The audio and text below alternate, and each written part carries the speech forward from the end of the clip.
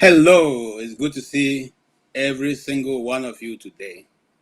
We're so delighted to be here to continue the conversation that already started earlier today from Seun Kuti on Dr. Damage's platform, and we'll go all out to discuss issues and the fallout from that.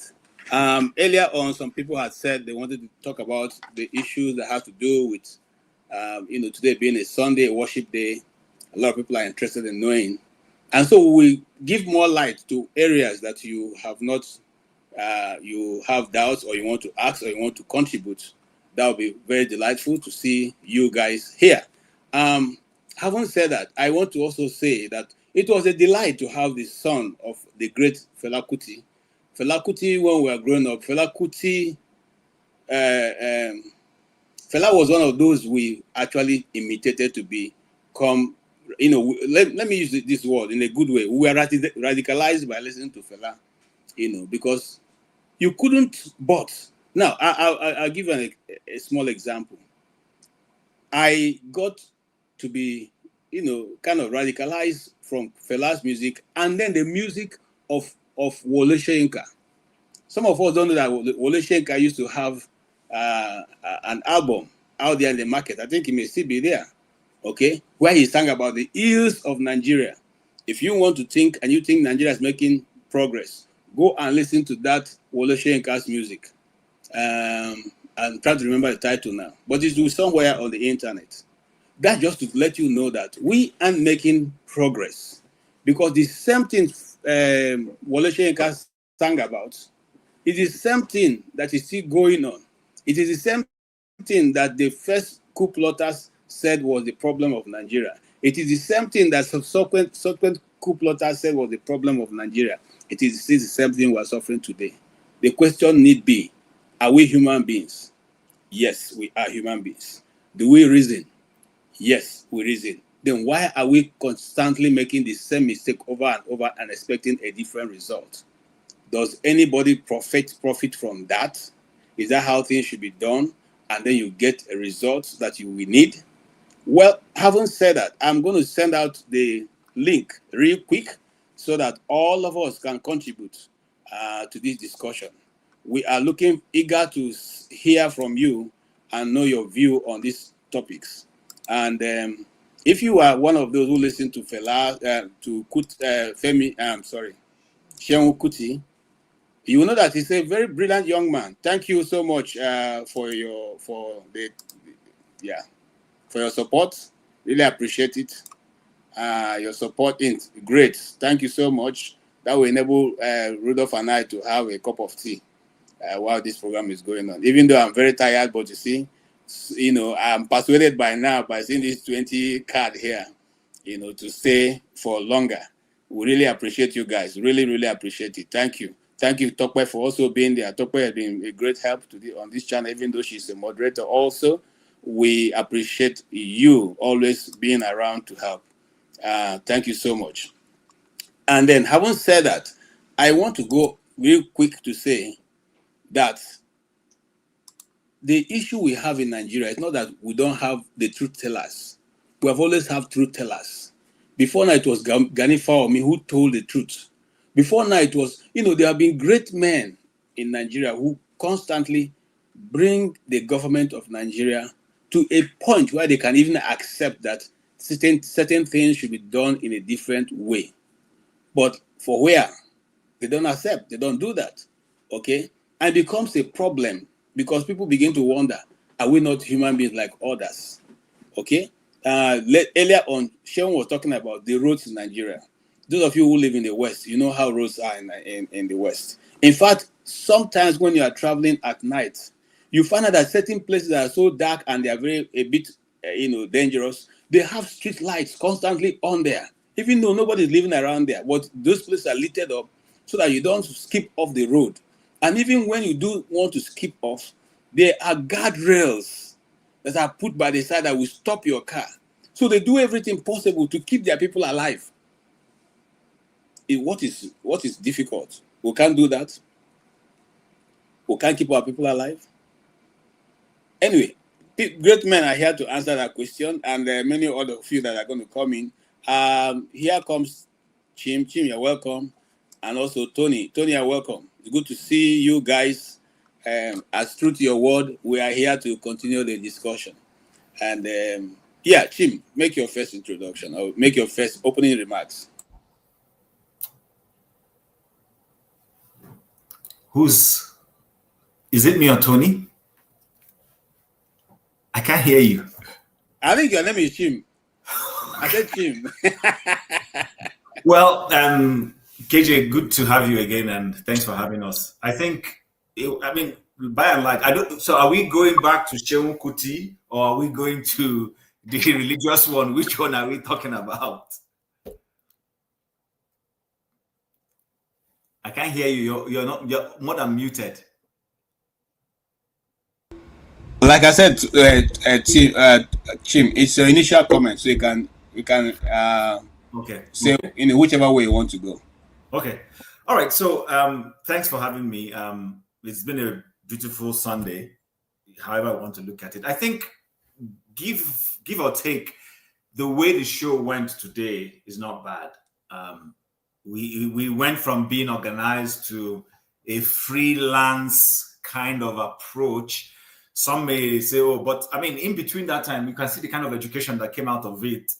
The things you said, what Dr. Dominic said, Tony, what I shared and all that. I learned a lot of things today.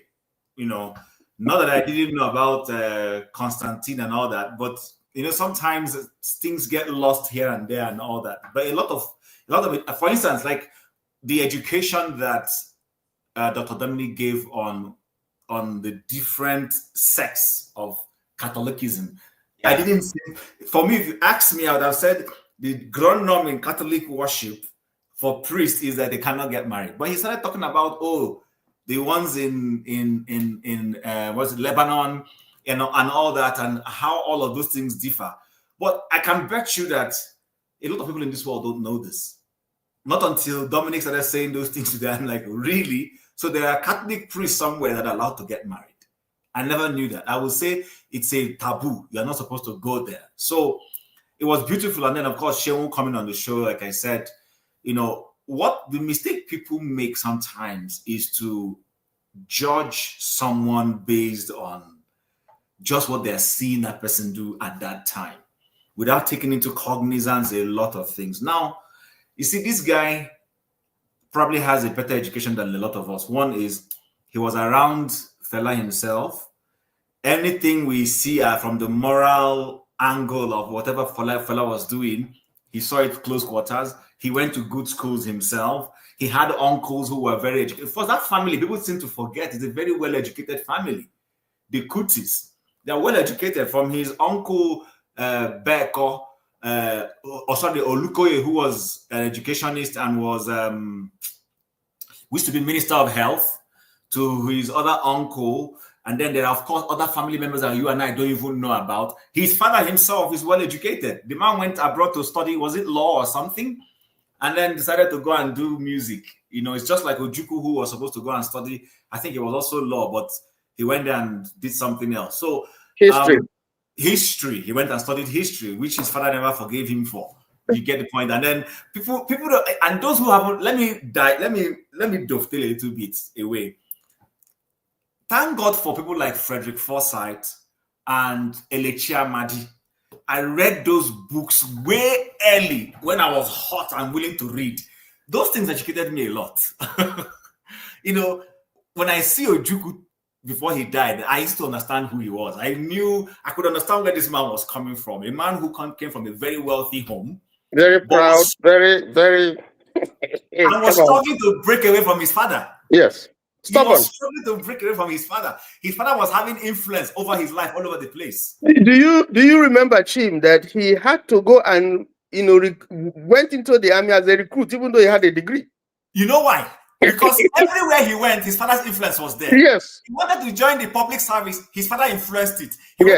So he said, okay, the only place his father did not have any influence was the Nigerian army at that time. So he went and joined. Chim, even at that, his father had influence because by his qualification, he should have joined at the officers' cadet. Yes. But he didn't go to the officers' cadet, so his name didn't show up at the people who were supposed to influence it. He went to enter as a recruit. Exactly. Yes, so that made it impossible for them to control. Before they knew it was already in the army. Exactly. But the point I'm just trying to bring out is this was still a time. Today, how many children want to live outside of their father's influence? Not too many people. Jim, you know, sorry to take this word out of your mind. You know, this was a man who came from a very Sir Louis Ojukwu was a very wealthy man, very influential. And he wanted someone to inherit. I mean, he can't understand how can this son of mine, who was in Eton, who was driving a Porsche car and is carrying his lecturers, you know, in his car, and he was so held, you know, black man, you know, perhaps the only person in that class at that time, and you know. So he lived, his father pampered him, spoiled him, but he didn't let his father's wealth, you know, get into his head. He just wanted to, you know, distance himself from his father because his father wanted him to inherit the business, but he never wanted that. He wanted the life of his own, you know, and I mean, I don't see that kind of thing happening in the world today where, you know, he just wanted to be himself and earn his own name that brings me to when I was speaking about socialism. I read a few comments. I have decided that I'm not going to be responding to everything I see on that comment section, because if you do that, you just a recipe for So I saw somebody who say, "Chim, you're," you know, they forget that we're in a forum where we don't have enough time to explain everything. I'm breaking things down and there's someone who say that I'm being elementary, whatever. So you want me to go and bring the textbook and give to you the way it is? What are you talking about? Listen, Karl Marx, if you read and follow Karl Marx's theory word for word, if people really know what his works is explaining, listen, you cannot own anything. Everything will be owned by the state. And that is what Lenin and co try to accomplish. But you see the hypocrisy in it, which is what the beauty of Animal Farm, that's satire. If any of us has watched it here. George Owen. Yeah, George Owen's Animal Farm. Go and watch it. That was basically what George Owen was trying to bring out. You see, George Owen is a beautiful writer. That's another wonderful writer who was always trying to bring out the contradictions that existed in certain thought views.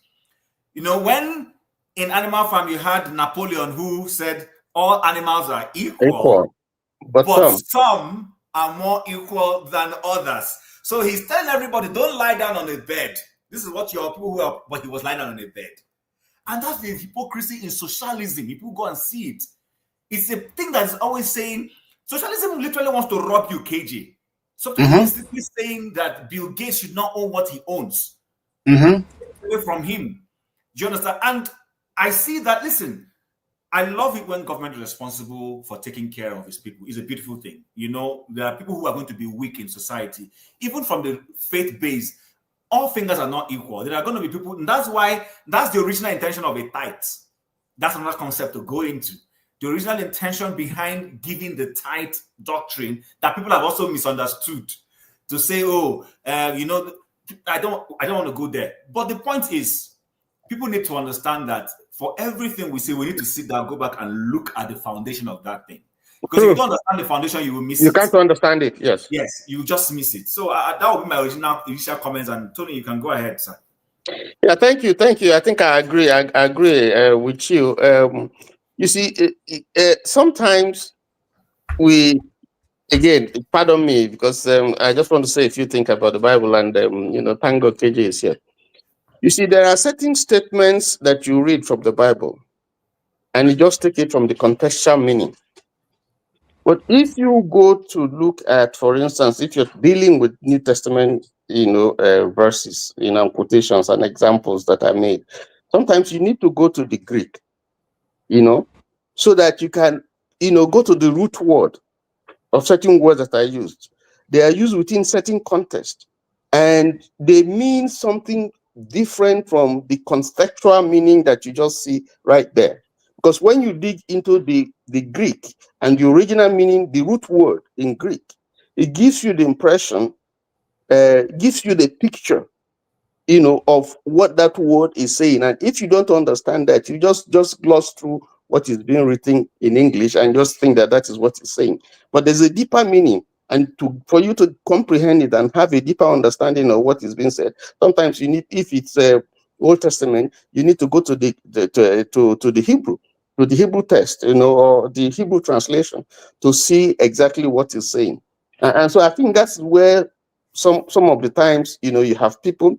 Let me just give you an example, if you don't mind. This is not the Bible lecture, but I just make it brief. If you go to Genesis, the creation of the world, in the beginning, God created the heavens and the earth. And then it goes down.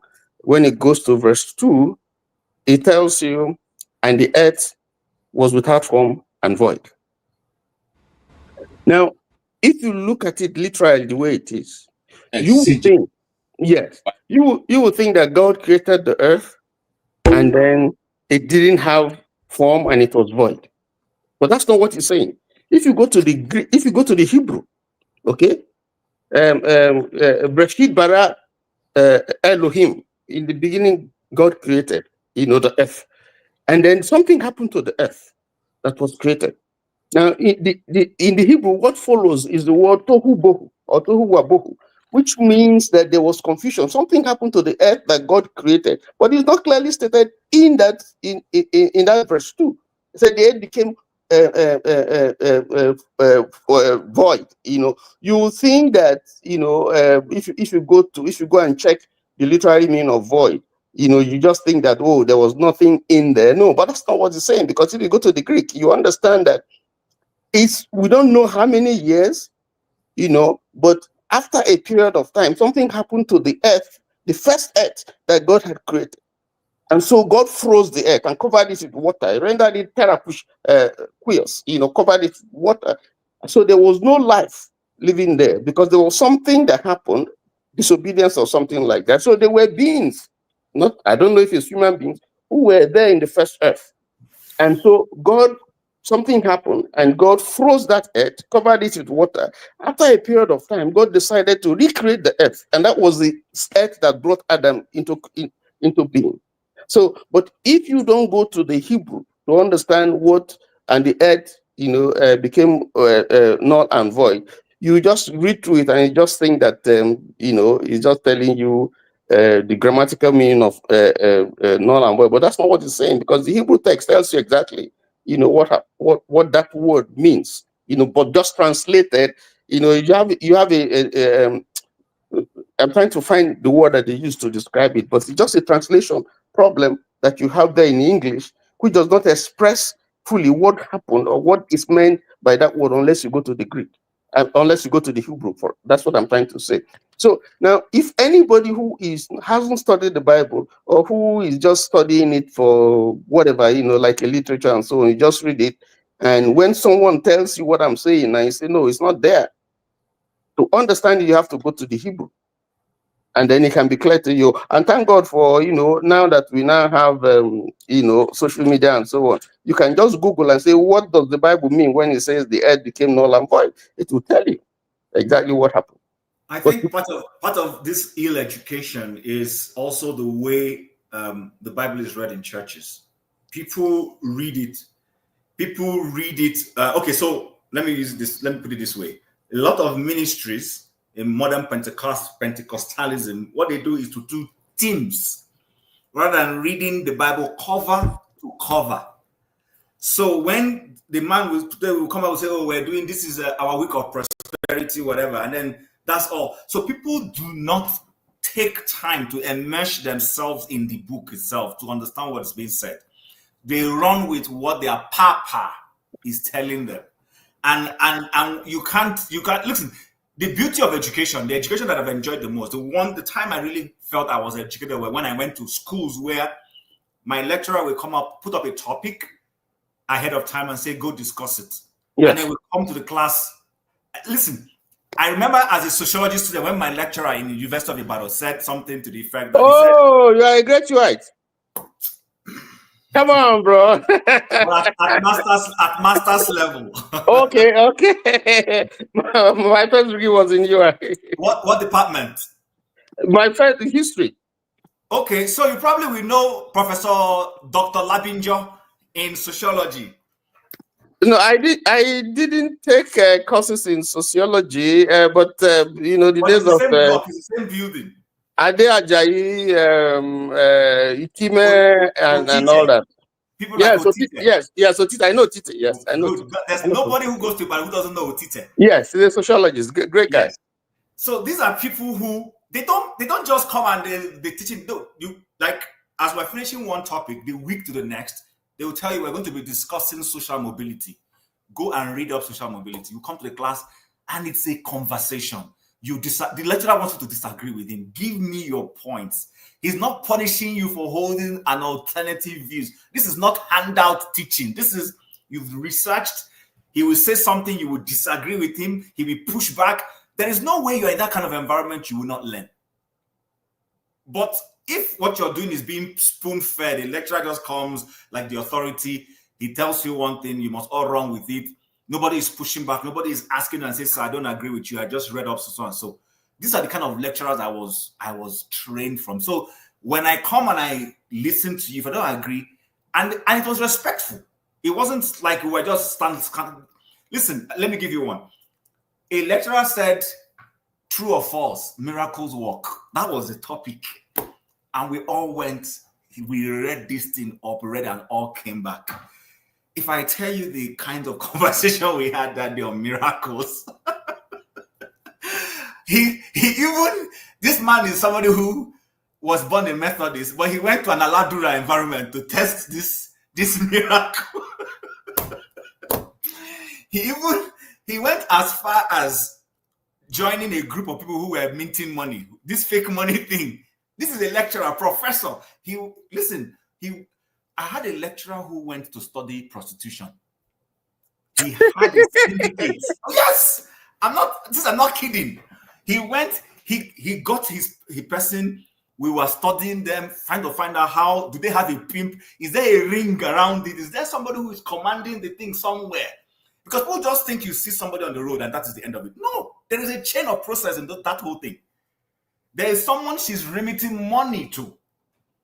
So we studied all of these things. I remember when we did that particular class, that was another scary class for me. We had to go to field work, do all those things. So, but I doubt some of these things happen today with some of these students. Just sit down in a class, they give them information and they run with it.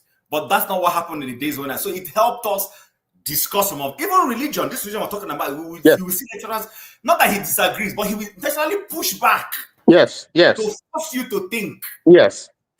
So it's an interesting education can be interesting if you open your mind. Yes. Even in the seminary, you see seminarians discussing. Sometimes you will say this guy must be a devil, but that's not it. It's a discussion.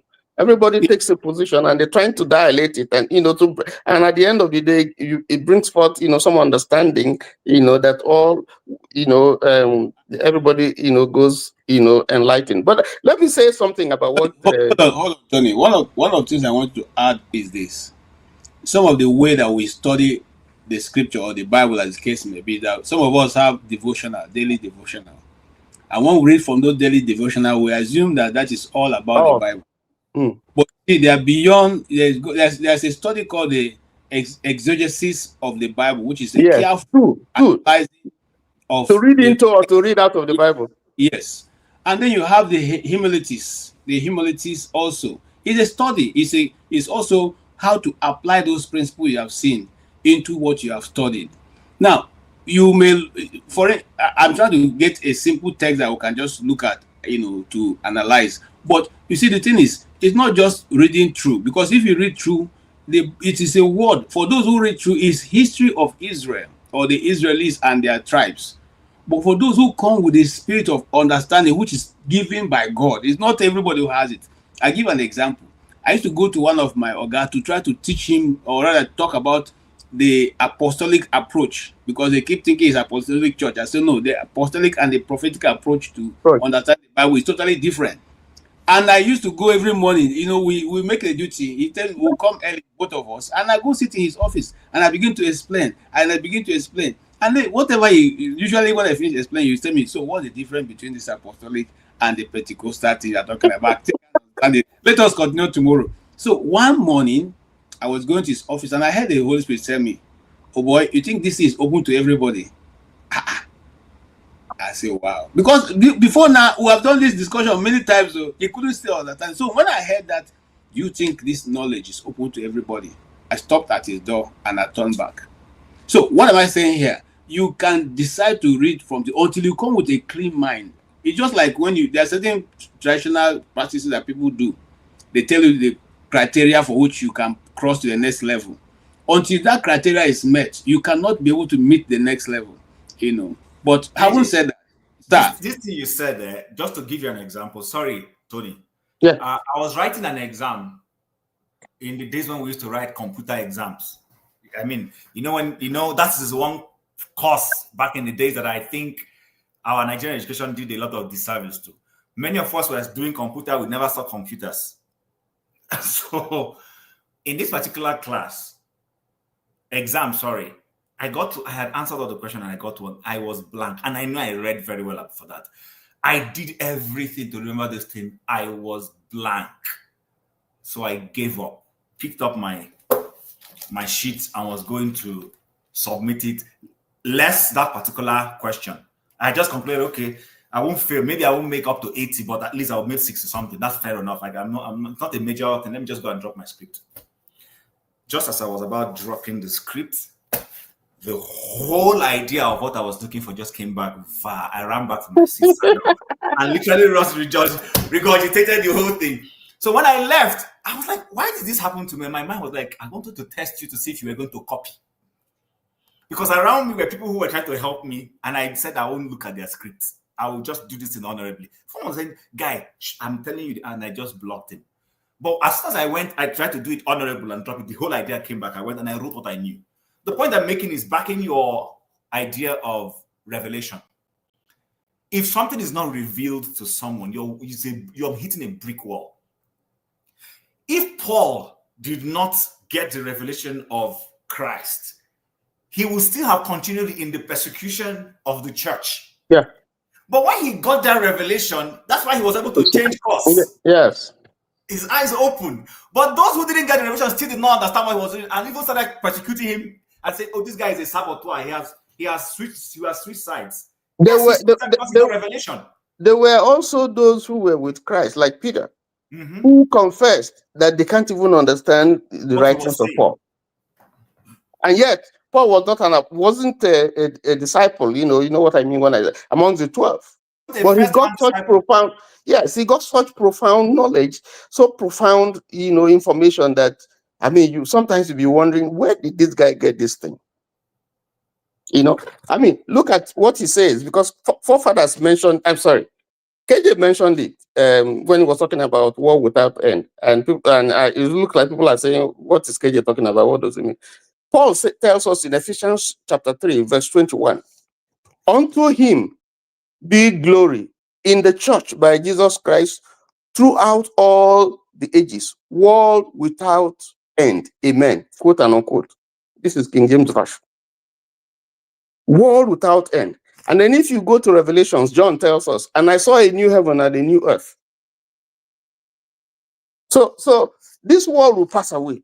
A new world will come. Tony, come back, complete it. And I saw a new heaven, a new world. Descending, yes. Descending. Yes. So it wasn't in heaven, it was descending to earth. Yeah. That's what I'm saying.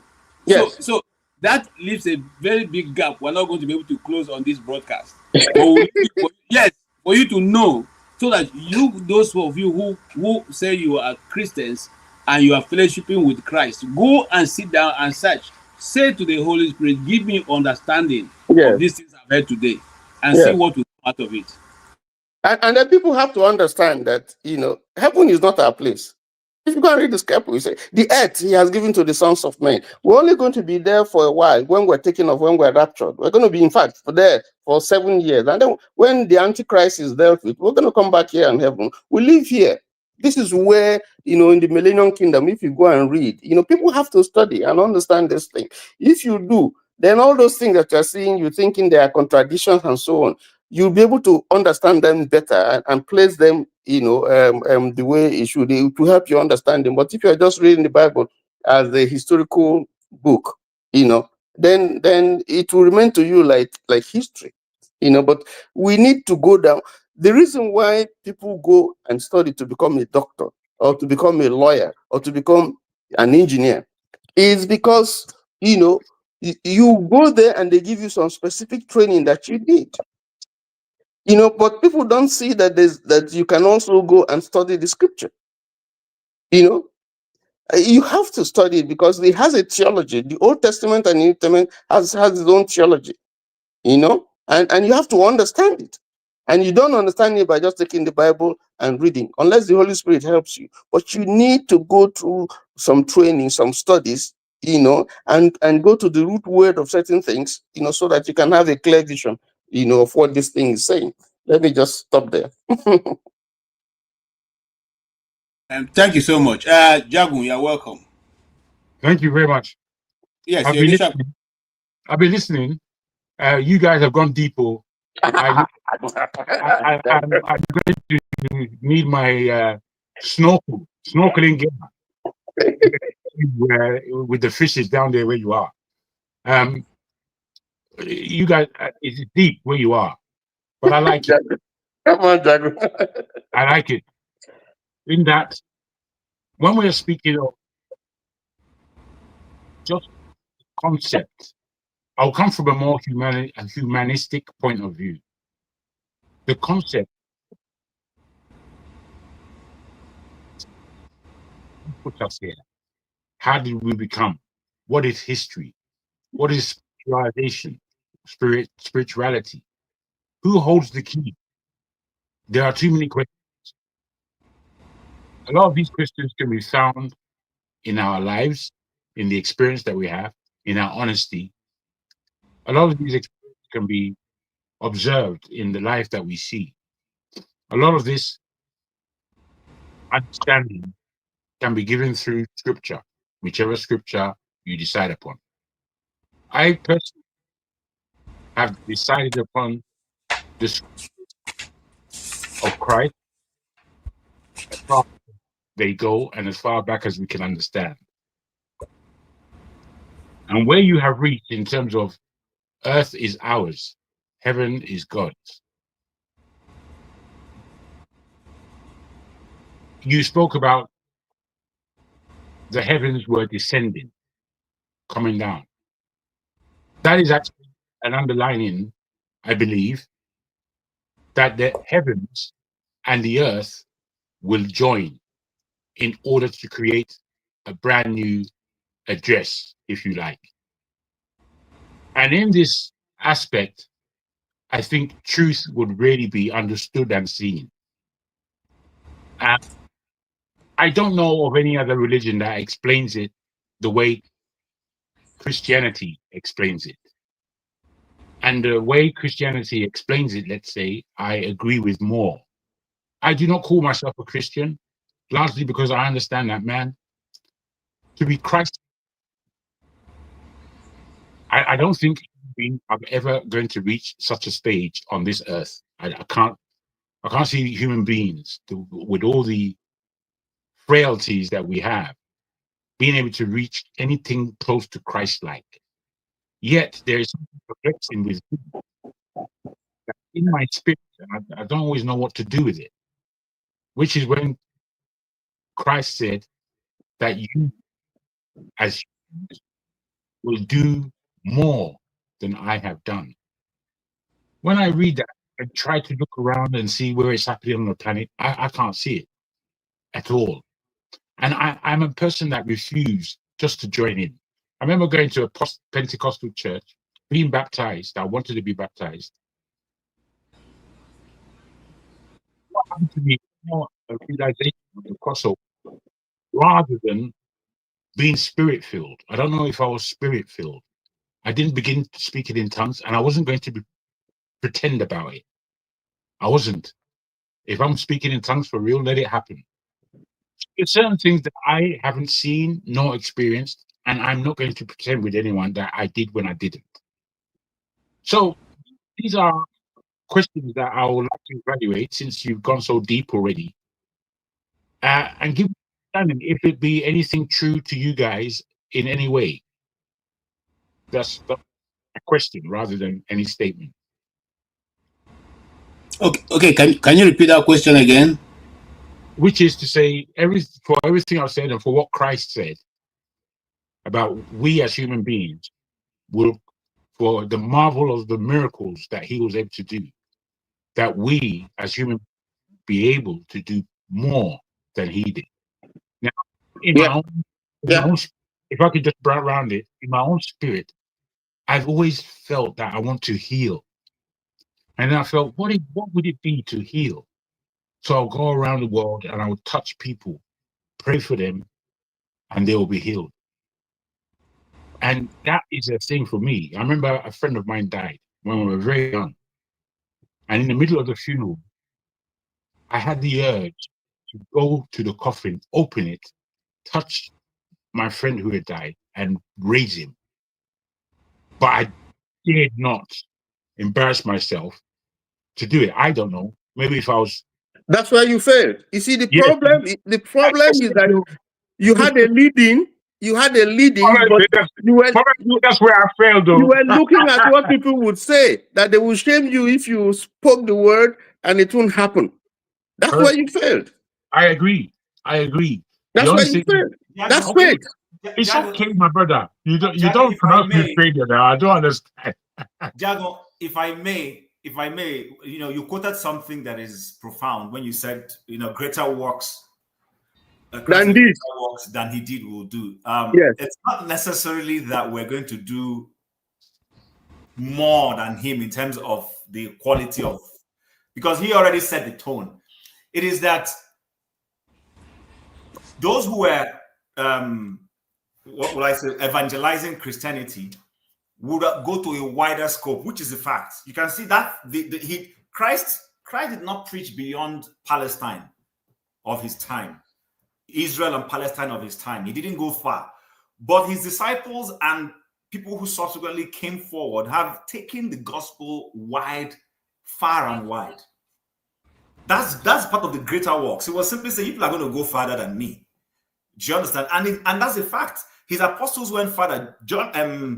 Paul that we're talking about went to places you can't even imagine. And contemporary ministry have also done the same. Now, is there anything anybody has done that Christ did not do necessarily? There have been people who have said they have raised the dead to life. He did that. Before Christ came, the dead were raised. Elijah raised the dead. Same with Elisha. If I'm correct, please, KJ and Tony. These are some of the greatest things you could say anybody can do, is to bring back somebody who is dead from the dead back to life. Those things are being done. And then, of course, the concept of faith, which Tony was going into, you understand? Because this thing is not a physical thing anybody is going to do. It takes the power of the Holy Spirit. Yes. It's not your capability. Even, and that's why when we see certain people who are mutilating the gospel, I shudder, because you see people who reduce it to, this is my handkerchief. If I give you this handkerchief, this is going to happen. And I'm like, what are you talking about? That's not so. But I always think that when you look at it from the concept and perspective of the spread of the gospel, to that extent, that particular word has been fulfilled and is still being fulfilled on a daily basis. Okay. Can I say something? I will speak to those. I speak to part of what Jagun has said, and even to those who maybe like Jagun also who won't say, and even to me myself, because I'm not there yet. Now, this is how it works. You go to a bank, you only withdraw what you put in, even though there are a lot of money in the bank. The bank will not give you money that doesn't belong to you. That is also how prayer works. Now, the amount of pressure that you put on heaven is what gives you the result. But you must pay the price.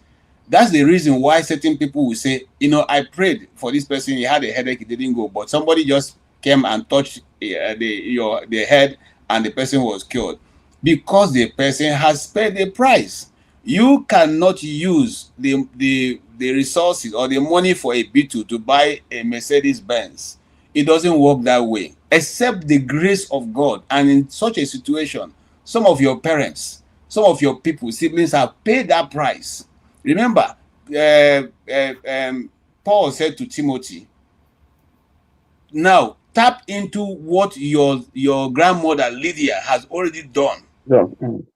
Because this is flowing in your system. And I want to say this, for those of us who want to know, man lives in a body, has a soul, and sorry, man is a spirit, lives in a body, has a soul. So, yeah. So each of the points in your life, one of these things are leading you. Are you somebody who is led by your flesh? If you are led by the body, you will continuously to only crave after things that of the body. You want to accessorize yourself with the things of the world. You want to look good, dress smart. And I'm not saying if you dress smart and look good and put, Gucci perfume means that you are being led by the body. No, you must make conscious effort to always fight against your flesh. The flesh likes good things. Before I got to where I got, one day I was praying. I said to God, "Oh God, why are you letting this? Why is my spirit? Why is my soul just pushing after? Why can't I stop certain things? Why is this soul, this body, this flesh so strong on us?" And I heard something that I've always shared with very close friends of mine. He said to me, as you continue, please, there's a comment on the comment section. It would be good for us to consider later on from Dan Isaiah. Okay. You should take time, because I would love us to respond to some of the things. Okay, we'll respond to that. Let me finish and say. And he said to me, the flesh, our flesh has no inheritance. I'm talking of teaching of the Holy Spirit to me. It's not written in the Bible. It says this flesh don't have any inheritance. Its inheritance is what it eats, what it drinks, and what it does here.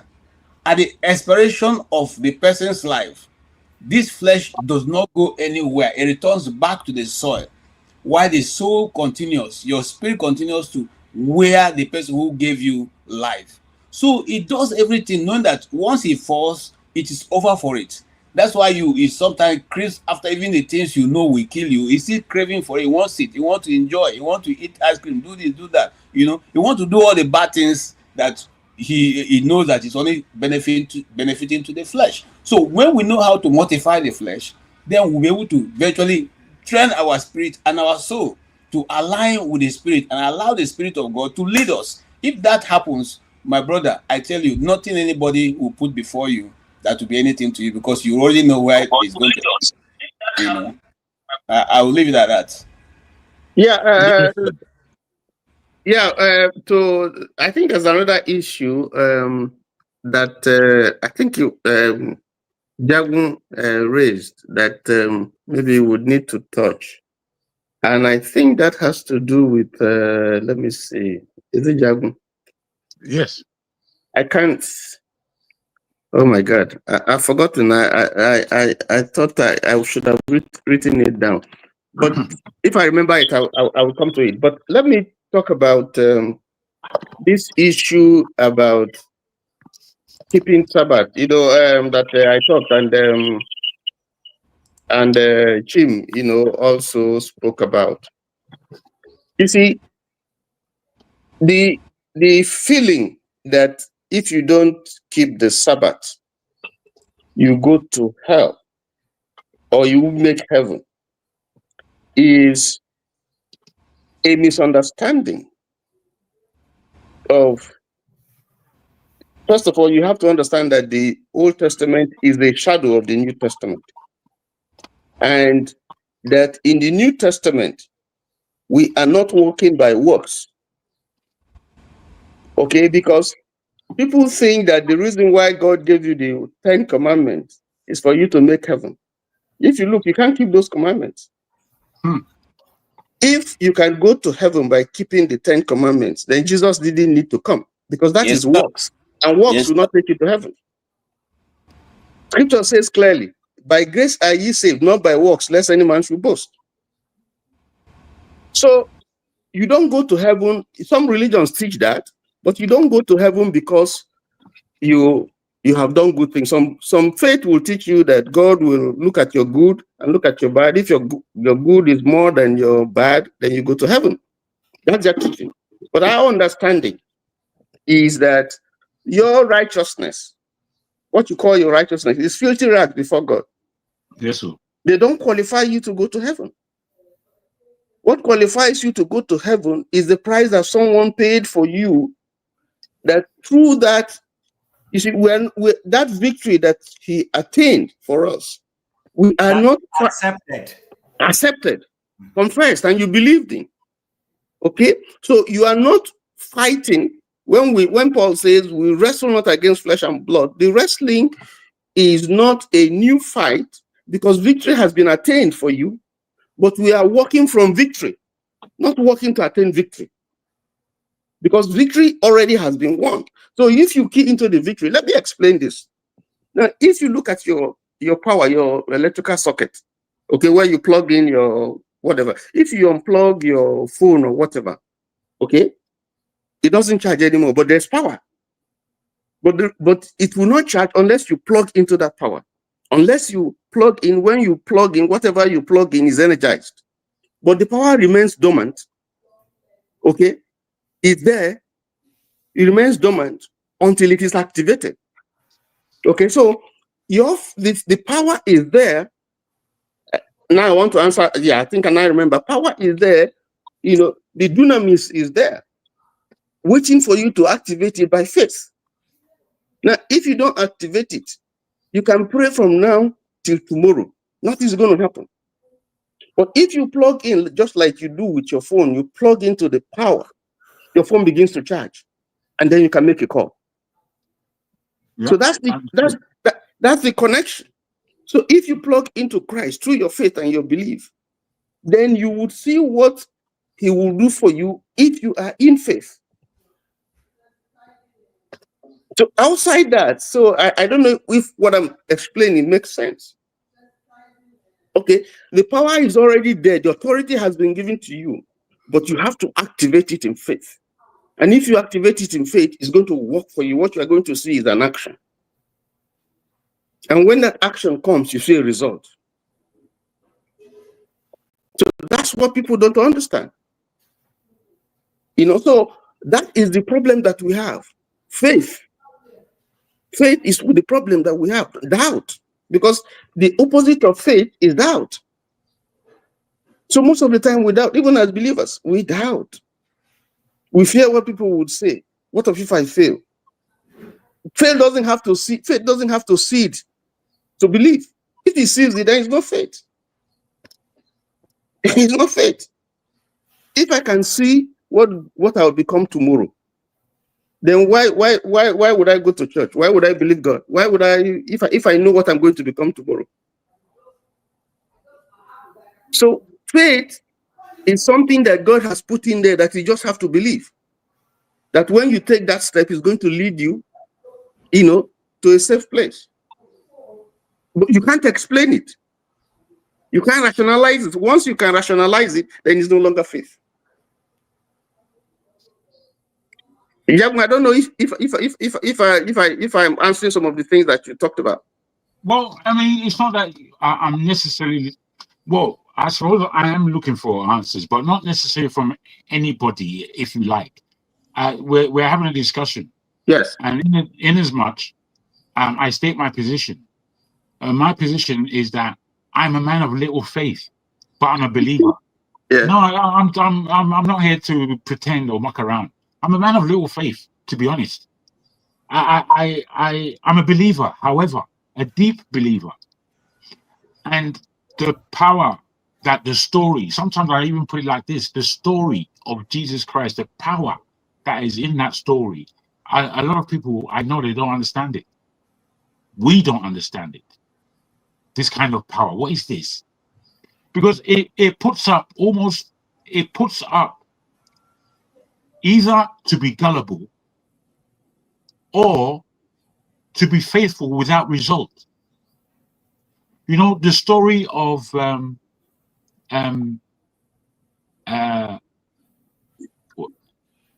first two sons of life, which, sorry, my memory. Adam and Eve's children. Can you tell me the names quickly? Cain and Abel. Cain and Abel. Thank you. I don't know where it went, but it went. Anyway, Cain and Abel's story is a story that freaks me out, man. Now, I understand what everybody would say as to why God respected Abel and his gift rather than Cain. As a child with siblings, I understand that story to be killed, where children don't think of it. They think completely differently. And some of our brothers and sisters are absent-minded or less dutiful, or this or that. But it doesn't, I don't know, the way the story goes, it perplexes me as to, couldn't that scenario be handled differently? And you know, I'm not to say that, in that it's not my story. It's not my position to say differently from just my understanding. No, I'm not to do that. However, I have a serious problem with that story, given that there are different people in this planet. And if someone that needs to learn a lesson, maybe will learn it the 3rd, 4th, 5th, 6th, 10th time before he actually is able to grapple with what's being suggested by the law. I don't know. I mean, I'm wondering, does that perplex anything else? Are we totally au fait with that? Can we learn any further understanding with that story?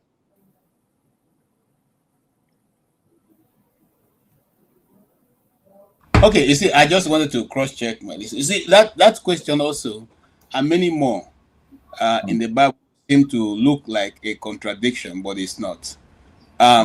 Now, Cain was a farmer.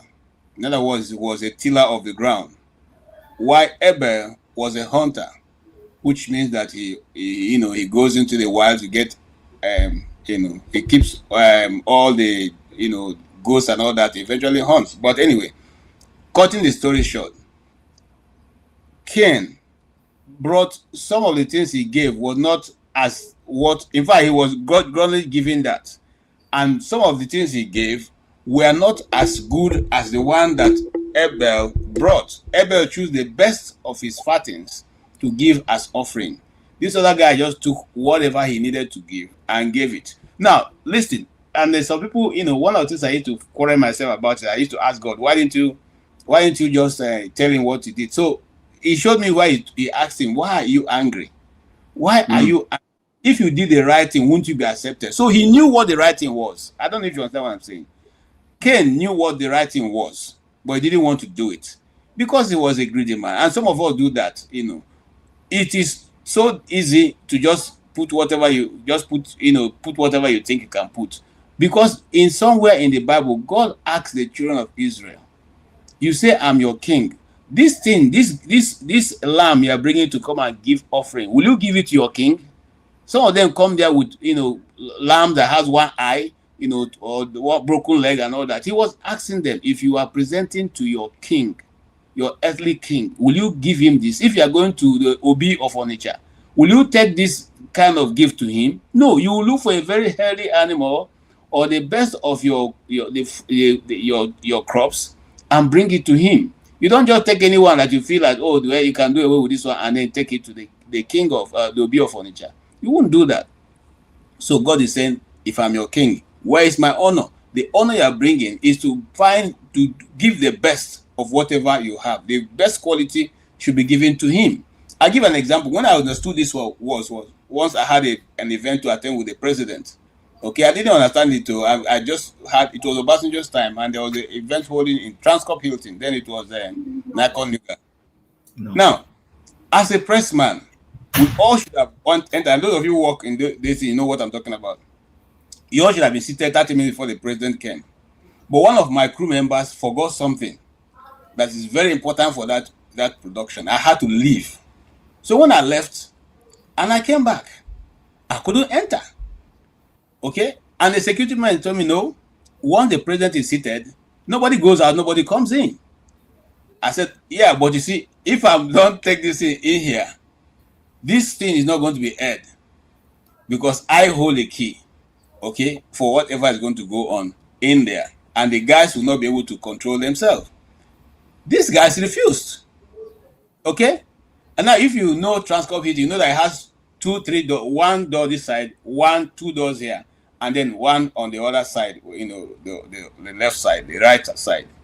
I went to that right side, the same thing. So I now asked them, after many struggle to, you know, try to explain myself, and they said, no, the president is seated, you cannot leave, you cannot enter. The doors will not be open. The only person who will come out from here is only when the president stands up and is leaving that any other person can leave. So I had to look for the boss of the guy in charge of the security guys there. And I said, this is the situation we are in. He said, okay, you know what? Can I see your ID card? Can I see this? Can I see that? As I presented them, they now took me to the back of the stage to smuggle me in. Okay, so that event can go on. Now, why am I giving this excuse? Example. This is a human being. It's a human being. So imagine when God is seated, or when we are supposed to approach God, and we come anyhow, any which way. In fact, we can be chewing chewing-gum. In fact, we can even take our phone and be flipping through. But we can't do that when the president is sitting in your midst. When the president is sitting in your midst, you don't look through your phone. You can't even stand up. That's how bad it was. You can't stand up until the president said, okay, he has finished his speech and he's about to leave. Then when he leaves, every other person can go. So if we just oppose that, what God is telling Ken on this issue, he said to him, even your president, you can't take this kind of thing to him. Why do you bring it to me? You know the right thing, do the right thing. But the guy refused. Okay? He refused. And then what was the next statement? He said, sin is knocking at your door. In other words, at this point now, you are not sinned, but what is coming into your mind right now is going to lead you to sin. And exactly that is what happened. And it's still happening till today in our modern days. Most times our conscience will warn us of the way we are going about things. We tell you, oh boy, this way you are taking is not the appropriate way, you know. But some of us ignore that. And some of us are dwelling in the part of bad that will no longer even have a conscience that can warn us. So I will leave it at that. But you see, what I'm trying to say... Very good, very good.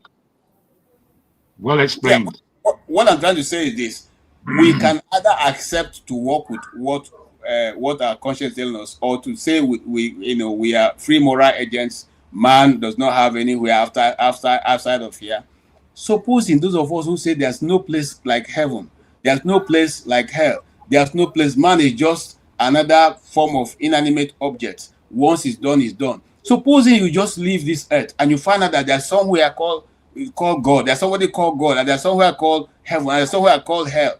What will be your reverse gear? That is my challenge for all those people who are making comments and say all kinds of things. What will be your reverse gear when you get to that point? I leave it at that. Thank you. Kim, go ahead, sir. No, I don't really have any major thing to say now, other than what somebody was asking there. I think it was Dan Isaiah. You see, there's this mistake I think we make. We run with, it's like when people want to castigate Christianity, they pick the person who has done badly. And if you can remember, KJ, I'm not sure Tony used to come to the panel then when we were discussing what's his name, TB Joshua, and people were accusing, oh, this man, people do this and do that or do that. Why is it that because somebody is, you use what somebody has done wrong as a basis to blanket everything? I think it's a wrong way of looking at things. Someone says that we were talking about this whole, I want to read it very well so that I don't miss the point. Just give me a second. I'm scrolling down on it here. It said, Christ didn't open universities that the poor couldn't afford. Our pastors are doing great works, biggest auditoriums, private jets, fancy suits. Okay, let's take that. So when the missionaries that we today castigate as colonial imperialists came, the ministers then were setting up schools. They lived in the midst of the people. They created, what you call, like the Methodists would have a place where their pastors live. There's a name for those things. I've forgotten what they call them.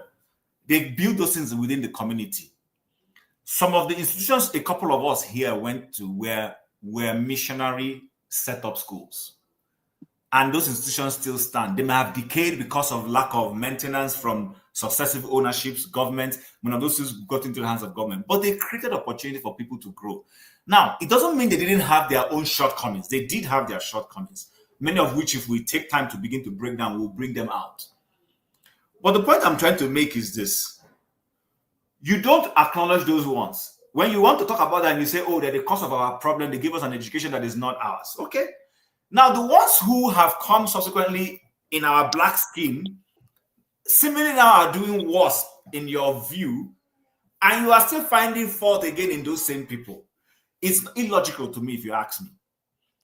I am of always the view that there are people who give any good thing a bad name. They exist.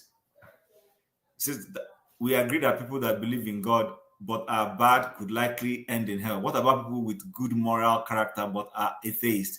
Would they? Okay, I'm going to leave that one for Tony and KJ. I'm not going to dabble into that. So my point is, what I'm just trying to bring out is this. Let's look at it from the fact that as human beings we're fallible. In every society, there are rules and ground norms for us to live. We're not supposed to steal our neighbor's meat. You're not supposed to cheat. But guess what? There are people who will do those things. In your class, when you were going to school, you had classmates who used to cheat to pass the exam. They didn't get caught. You would do the hard work and get your accolades. They would cheat and move on. And there were other people who would cheat and get caught. So it's not everybody who was cheating that went scotch-free. Some people cheated and got caught. Some cheated, they didn't get caught. Some of those people today have become the leaders in society. I have classmates I won't mention who are in top places, and I always say it, I know this person very well. There is nothing this person is going to tell me, but I laugh. And when they pontificate to society, I say, I know this person. I know this person too well. So he's not doing anything new to me. When I was in class with him, he was doing it at that level. He has only elevated that behavior to a higher level. It's the same thing when it comes to Christian faith. There are people who give, Paul even mentioned it, that some people are preaching the gospel for the wrong purposes. But he says something, says whether for the wrong purposes or for the good purposes, all I is interested is at the end of the day that what happened, that the gospel is preached. Because either way the gospel is preached, people will hear it. But those persons who are preaching it from the wrong perspective will bear a brunt at the right time, which is where I end with the parable of the wheat and the tares. You go in, you sow good seeds, but you woke up in the middle of the night to see tares have grown amongst them. Now, the mistake you will make is trying to pull the tares off. You might end up pulling out the good seed. So a good farmer will say, let both of them grow. At the right time, you see, the good seed will grow. If it's corn, it will produce corn. You know this is the corn. You take up the seeds, and then you slam everything there and remove both, the stem you don't need anymore and the tar. So I think we need to change this whole perspective of because somebody has done something wrong, then it becomes a blanket basis to use it to, interpret what every person is doing. That's not correct. That's not correct. There are good people, there are bad people. There are deceptive people, there are honest people. They coexist in every society. There are good politicians, there are horrible politicians. All politicians are not the same. There are people who are doing aluta for selfish reasons. There are those who are doing it for germane good reasons. So I think that's the only way I want to respond to what Dan Isaiah said. But as for what Boom Boom Ray just said, that one, KJ and Tony, the two of you will have to deal with it. I'm not going to dabble into that.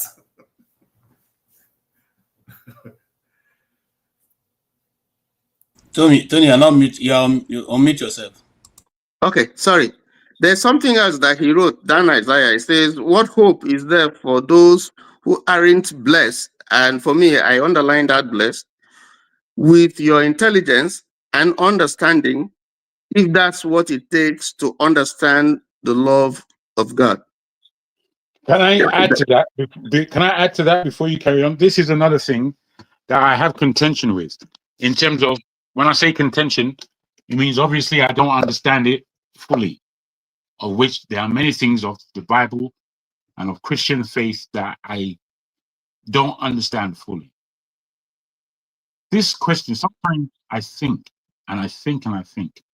And as we say, there are differences between all of us. And I always feel, what about those people who are dunce? And when I say dunce, I mean it in the best possible way, which is to say, you know, all of us are born with a brain. That is part of the equality of the human existence. And this brain, you know, we can teach it to think. We can teach it to do many things. But there are, I've come across, as we've all agreed, we've all gone through the school system, and we have met people who are truly not academic in any way. Now, it's not that they can't learn or relearn. It's not that they had the best of parents or the worst of parents. It's not this. It's within themselves. Their understanding is very different than everybody else, or for them to think past problematic issues is very difficult for them. What do we do about these people when, for real, if your understanding is lacking, you're kind of in trouble on this earth. On this earth, you're in trouble. Firstly, you know, to get a job of being a lawyer or a doctor, you know, these things, you got to have some nous. You've just got to. So for you to want to be a doctor or a lawyer and not having the nous to be that thing, that is going to hinder you from achieving your goal. So add that, my brother, to how you're going to answer this question. Okay, thank you so much. I will answer your question this way. Jagu, you are right now in your room, but I want you tomorrow morning just go outside and look at nature. Just look at the nature around you. You know, one time I had the same contradictions. I was saying, you know, because I'm reading, you know, through some part of the Bible, how to go through all those homiletics and all those exegesis. I was saying, must I understand Hebrew before I understand the Bible? And one day I was somewhere in the street, I was driving, and the Spirit of the Lord said to me, look outside. I looked outside, and he said to me, as much as I'm in the difficult thing, that's in the deep things, I'm also in the what? In the easy things. Okay, God is in the simpleness of nature. It's simple. It's out there. He doesn't have. You don't need to be a soothsayer to be able to understand God. No, understand the simple things and how He operates. And as you understand the simple things and how He operates, God will give you an understanding as you begin to go. If you really, that's your preference. Because it's not everybody who's going to be a prophet, an apostle, a seer, and all that. There are other people who are just like Mary. They are simply a virgin. In other words, they have no understanding beyond just being a worshiper of God. They are just simply they just love God. They don't want to know anything deeper than that. The love for God is enough for them, and that is how it is. The story of the 10 virgins doesn't mean because they are virgin. No, because they are people who do not have deeper understanding of the things of God. God uses everybody. In the in the presence of God, there are vessels of honor and vessels of order. They say you choose which one you want to be. God is so open. He's so open to understand, and it's so easy to follow. Don't make it, because the burden that we're already carrying, Christ have taken that over from us. And somebody made a very interesting comment. Why does God? Sorry, I'll put it together. Please, why does God want us to give up what we love the most to pray to prove our love for Him? Do you know that Sarah died from the shock of thinking about Abraham going to sacrifice Isaac. No, that's not true. That's not true. And in fact, when I was, when I was serious in the movement, this is one of the questions that tore the church apart once. A pastor got up and said, we say we should tell our wives everything. If Abraham had told Sarah that he was going to use Isaac for sacrifice, would that obedience have been complete? I leave that for you guys also.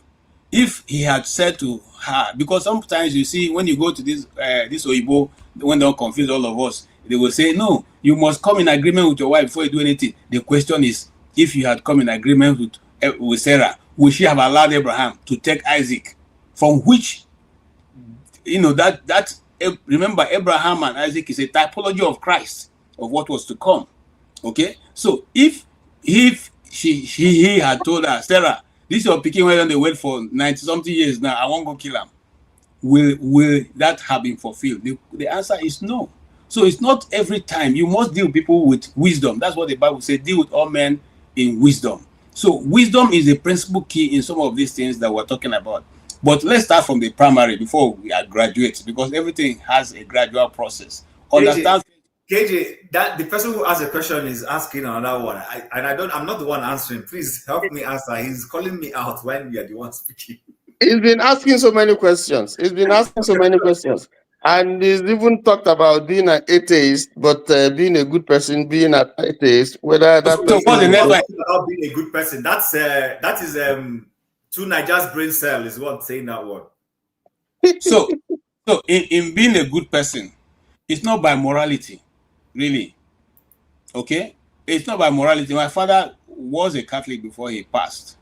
All right, I was, like some people come here and think, someone made a comment, if Islam had come through Port Harcourt, we will all be Muslims now. No, we will not be, because some of us go to a point where we need to discover ourselves for ourselves. That's why we go to where we are. I already said my story here. My mother is still, till tomorrow, she's still a 7 days Advent, and she may know the 7 days Advent. It's the one that is in Badia that she goes to. She still goes from there from my village to Chin village to go and attend that's only where 7 days is in that locality. Okay, my father was a Catholic. He said he's a chaplain till the day he passed. I led my father to Christ. Okay, because I felt that since he's old now, he will need this repeating this, and I did lead him to that. But he was a Catholic. Now, why am I saying that? You must come to a place where you, as a man or a woman of stature, will ask yourself, what is it that I need out of life? When you get to that point, then you discover why you want to change your life or you don't want to change your life. And that's a pertinent question all of us need to ask ourselves. Okay? Let's not accept what you see. Let me say something. Let me confess, this thing. I have been trying to do a PhD. Okay? But I'm even concerned of what I read. I'm even concerned because I will just discover that some of the things they've written for us who have swallowed good work and say are not even true. Majority of these things they just hook us up into it and we keep mouthing it, only for us to come to Europe and say, look, this is what we are told. This is not right. They themselves are not practicing it. How many people are graduates in America who are top managers of companies? But they make us waste all our youth going to school, PhD. We even begin to look for how to write papers and publish books so I can become professors. How many are they who brought the book to us? How many are there? How many? Will you see an American company doing well? They are 5 generations. All the 5 generations are working in one company. That company is still existing. That's why the children are working. They're not going to school. You go there every day, you see the children working in those places, building wealth for themselves. Then you make our young men at the time of our youth. We spend all our youth going to school and reading books written by people who don't even know whether they're telling us the truth. So this is what we must, we, it's not anybody. That's why I said to us, our development in Nigeria lies in our hands. We must come together and tell ourselves, by the way, why are we not even reading Nigerian books? Why are we reading the ones written by other people? We quote other writers from all around the world to show that we are vast in understanding, but we don't know the next door neighbor. The ones written by Amechi, what's his name now? Alechi, Alechi Amadi. Elechi Amadi. Alechi Amadi. We don't know that one. Amadi. We don't know. We don't know the writers called Kalokwi. We don't know the ones called what's this other guy? The space stars. Quincy. Okay. We don't know those ones. Balamisha and the yeah. So we must tell ourselves which way do we want to go. That is what we must tell ourselves. It's not about religion right now. It's about finding yourself, discovering yourself, and making a way to live out your life in the way that you will be happy about it, and your spirit will be happy about it. Because once you can reconcile your spirit with your soul, you live a more happier life, more fulfilled life, more life that you are not struggling to be like any other person, but just to be yourself. That is what's out there, and that is what we must. It doesn't matter how much you're making. It doesn't matter. Let me say this. There are some people. You go to a community, you see a man living with his wife. They live in a very small room, but every day you hear them laughing, and it's not because they have so much. You'll be wondering, why these people always laughing? They're always laughing. They eat whatever they can eat, and they are happy with it. Now, if all of us can appreciate life that way, we'll see Nigeria will be better, because we don't have any reason to steal, to buy Rolls Royce and drive around Abuja and tell people, so what? I bought a Rolls Royce, and so what? And so what? These are the problems. I rest my case there. I don't know. Welcome, One Africa and Revolution. Or except Jabu wants to say something, we'll go to One Africa. All right, One Africa, you are welcome. Hello, everybody. It's good to be back here. Jim, KJ, everybody. Tony, Revolution now, my guy. Dagon. One Africa, what did you eat this afternoon? This is the way you're talking like one big man. I'm a big man now. He has joined APC.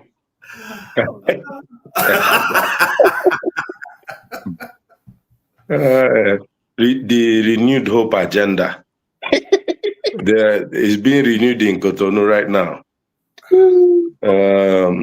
So I know, like, I just joined in the middle of the whole gist, but I just wanted to comment on Seun Kuti. I think that was the thing before we went, Fela. Seun Kuti is, for me, and I heard many people praising him. I think he's just a privileged kid, just like other privileged kids, right? His father made a name, which we are grateful, to know Fela as a person. He was one of the inspirations I got to start learning about, what was happening, the truths about imperialism and all that.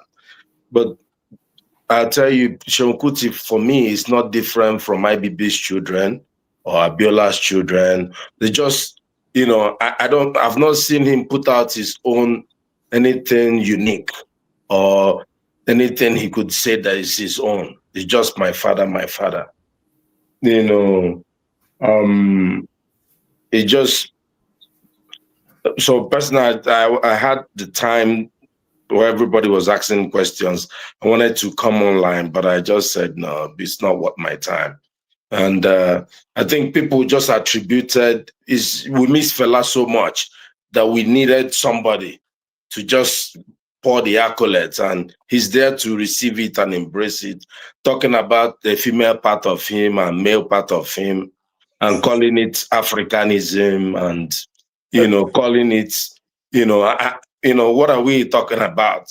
And people are looking at this young man, insulting our tradition.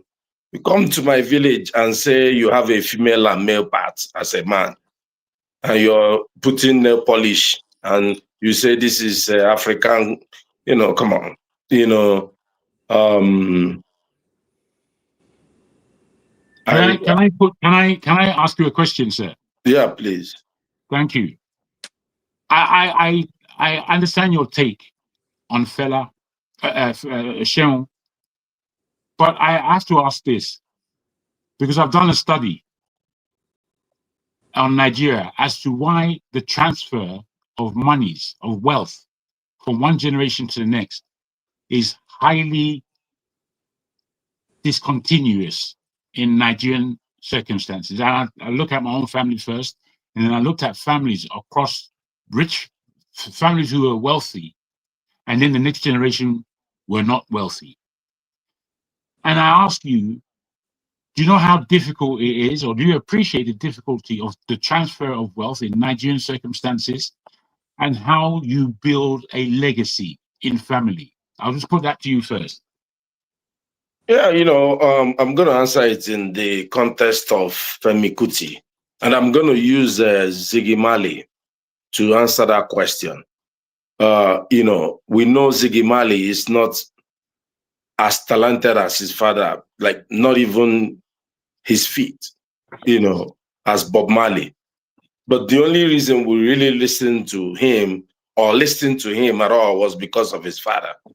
So it's not like, Femi, Seun Kuti, is not, I don't think anything transferred to him per se. He's just a privileged kid. I don't think any of us are going to be able to hear the children of Seun Kuti sing Afrobeat. It usually dies with that generation, the next one. I think there's no way IBB's children will be poor, right? Because they've stolen so much money or whatever. He's a famous guy, whatever. IBB was president in Nigeria for about 8 years. You don't expect his children to be poor. There's no way you expect the children of Bob Marley to be poor or the children of Fela Kuti. It's not possible. But after that generation, the question is what happens? So I'm not sure if that helps to answer that question in any way. But I don't think what transferred is just maybe a little bit of the glory. I don't think any other is anything. I don't know one song that Seun sang. Like do you know any song by Seun Kuti? No. Anybody? No, I don't know. I've heard them. I've heard them because I listen to them. I know, but do you know any? I take your point. Yeah, because we can all sing Fela's music till this show ends today and start tomorrow again. So these are the famous people, but he comes online and tells people how to behave and tells people, and he dishes conspiracy theory, and people are taking this guy seriously. His elder brother, actually had something original to say. He decided to divert away from the kind of music, not 100% for his father, and he made a name for himself. What's his name again? The big guy. Femi, yeah. Femi Kuti is, you could see at least his style. He had 1 or 2 hit tracks that we know. But, the other Seun is just, you see them in your high school, the sons of rich men who are like harassing other people, telling them what to do. And the whole glory dies down. I'm not sure, inviting him to the show. Well, it's okay. At least we got a little bit of Fela's breath. But I don't think, if you see anything in him that inspires you, well, good, But if you listen to his father, just the songs that his father gave us, we're grateful for this guy. And, this guy was one of the people, if you look, okay, let's look at the example. Fela criticized everybody. He did. There was no, this session he said Tinubu is his political mentor. And people are taking this guy. He's there. He said his videos are there. He said Tinubu is his political mentor. And people are, and then he comes, I'm criticizing Tinubu too. I'm criticizing everybody. I'm not taking that guy serious. Anyway, I just wanted to, I know, trust me, I love this religious discussion. I like to jump in.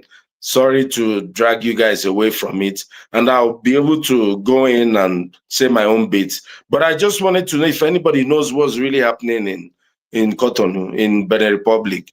Because they said there was a coup. They said, they removed the putschists. The next thing they said Nigeria is sending military to Kotonou. I thought people shouldn't be sending military to other countries. What's going on? So we are now protecting French interest in Cotonou. And people will come out here and be saying, oh, we're protecting which. I really want to hear people's opinions so I can start seeing people where they belong in the scheme of things. I really, really want to hear people's opinion about it, because this Tinubu will bring all of us.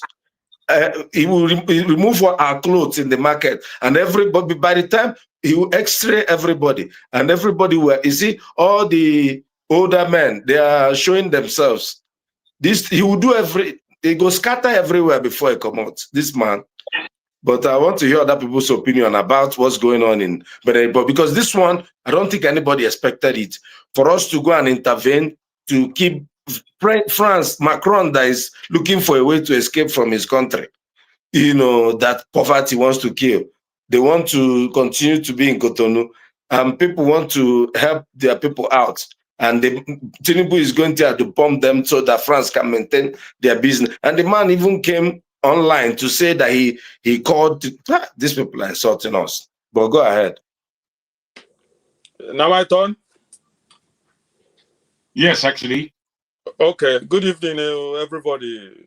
Just respect to everybody, like always. I know many people will say my views are always like a person who don't know where they go, but no problem. We continue to say we are living in this world.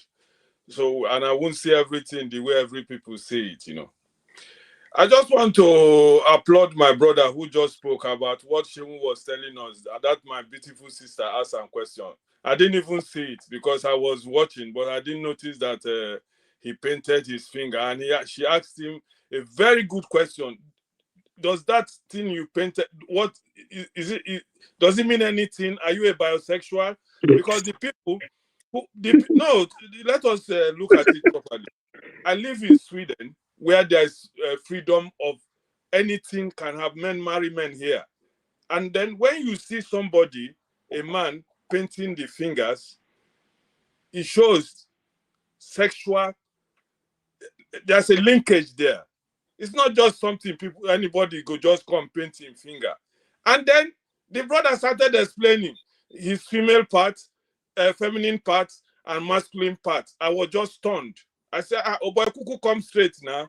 Tell us straight if you did for both sides. It's allowed. Yeah, I tell you, it's allowed. But come straight. Make we know say, now there you stand. But he just talk and he say we be fools. After he jump him over, come jump into the second question. I thought that you brought up a very good topic for people who are condemning the white people, the Europeans, because when anytime they come, they condemn Europeans, culture, everything. But painting fingernails is not African culture, for crying out loud, no matter where you come from. Anybody will say in culture they do and make una tell me. So I stand to be corrected on that. I've never seen it anywhere. You see? So secondly, I was enjoying the theological parts, which they talk about Christ and religion. But let me give my opinion about religious people. I was born into a religious family. I'm the outcast of that family because right from child, because I started seeing religious people right from time. Hypocrisy. You will see somebody they tell you, say they go church. If you do business of 2 naira, he go cheat you. If you complain, they go say, don't worry, now your brother, you don't have another brother. Or you give money to your mama, you go take and go buy lace and ashwebi. When you talk, they say, I bet now your mama, biko, rapia, or mama na, you go swallow. Then you come out to the street again, see the pastors and the so-called celebrity pastors. The other day I saw that arm robber way day for Winners Chapel. He was moving with convoy. I can't say na Akpabio one come as small time I see say na that bros come and say, so these people too get convoy like this. So what are they teaching us? You understand? And secondly, this educational system of Nigeria will destroy today. I don't know the Muslim people how they do their own, no. But now the Christians of Nigeria, especially those of this South, now they spoil our school system in that country. Make una ask me why. Do you know that when they open this their church, where they open, the next thing where they go open a school, and they go back to the government school where their partners, the politicians, refuse to pay them.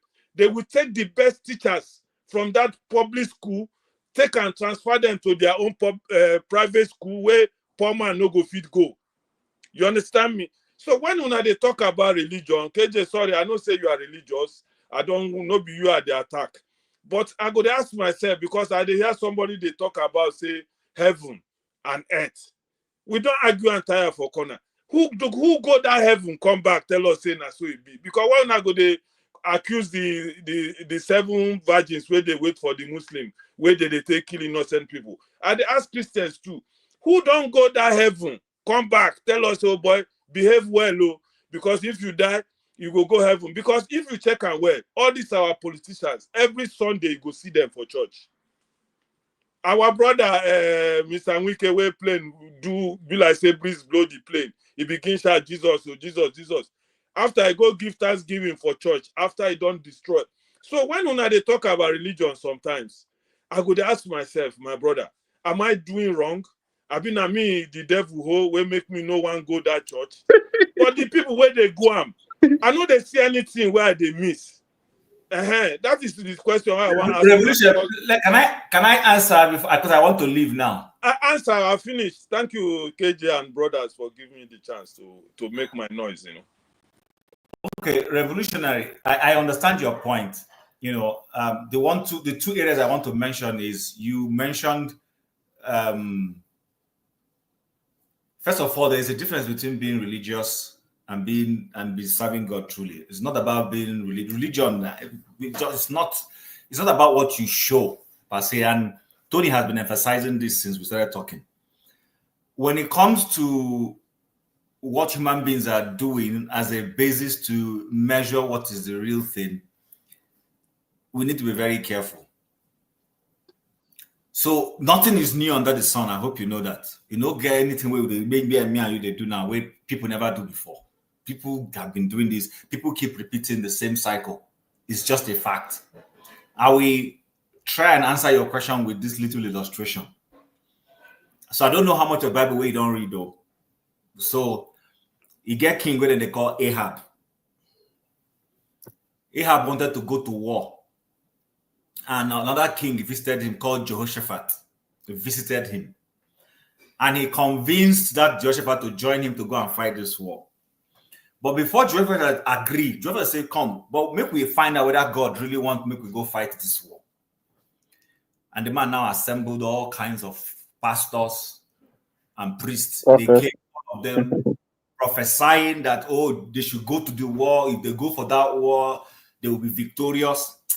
Joshua said, come, what is with this? Would they talk? They reach my body. Is there no real man of God that we can find this thing out from? Look, take my note, say real. Otherwise, he could see through those people that these are charlatans. And then Ahab answered him and said, yes. Well, there is one. But that man not ever say they talk good of me. About me. He not ever say anything good about me. Take note of my words. He not they ever say anything good about me. So in other words, he didn't want to hear the truth. He wanted to hear what was good to him. That's the same thing happening with our modern day politicians, whether they're in the US, UK, Nigeria, Sweden, anywhere. People want to hear good. It hard. In fact, we've been taught in modern discussion, the sandwich approach. Say what is good, then embellish it with what is bad, then you close it with what is good. Now, so they do have syndrome. Now they call them the sickness of Nigerians. So why I'm saying this is because if you are somebody who is a straight shooter, life will leave you. They're not going to like you. People not going to invite you to come event because they go to this guy, they did too hard. It's too much. So, but at the end of the day, they brought that other man. Before they brought him, the person who went to bring him, tell and say, guy, when you reach there, no go to talk nonsense. So everybody don't talk good. No say when you go reach there now, you go begin talk your own. So he kept quiet. When he landed in front of the man, they asked him, he can't join the crowd. Say, okay, King, go well. The battle go well. Now King told him, say, guy, make you know they lied to me. I never tell you, say, make you know they lied to me. And then he said, okay, you want to hear the truth? And he told him the truth. After saying the truth, what did the king say? The king said, Joshua, you see, I'm not telling you, say this man don't like say good thing about me. So, listen, the point I want to make revolutionary, don't look at all these people you are seeing. Carry this Bible, read them. If you believe them, live your life according. If you believe, let me cut in before you land that final point. Okay. This is exactly what Una they always tell us. I have a sister. Who be this one? Wait now, make I just give you now. Now that place Una they take things so Una go feel full us. Una go tell us say make we forget the people where we they see where they mess up. Make we just go our own. Just to God. Now so my sister they tell me. Person where be say if they talk of hypocrisy, na her character.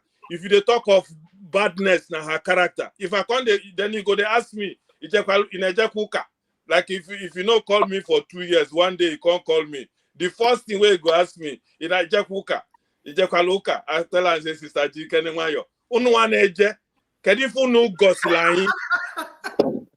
now you come now, you see as you want to end the story. Make her carry Bible, they read. Make her forget. No, revolutionary, see, just wait, the same way where you kind of look church people and those pastors. Now the same way if you look society, you get people where you go work for, honest people where you go work for, they go pay your salary. You get people where you go work for, they go owe you salary. All business entrepreneurs no be bad people. Same way when they come to politicians, you and I they see them now. You get politicians where they go there, do within day right, but you also get bad people. The bottom line of the whole thing is, I'm trying to let you know, is this: as long as we human beings did this world, you go meet bad people, you go meet good people. It depends on you to be able to open your eyes to say, this one will be a good person. I don't want to follow this kind of person. Tim, I don't open my eye. You know how I tell open my eye? I know good and bad. And now the good that they do. Not be church or Bible go tell me to do good. Now they try to tell you. But thank you for the answer. Me, I want to go, I they work, they call me. Una do well, oh. I go they enjoy Una from background. Thanks a lot. KJ, can I say something real quickly, if you don't mind? Yeah, I just looked at the comment section and some people were like, I always bring bad news. I don't follow the norm. I'm always against.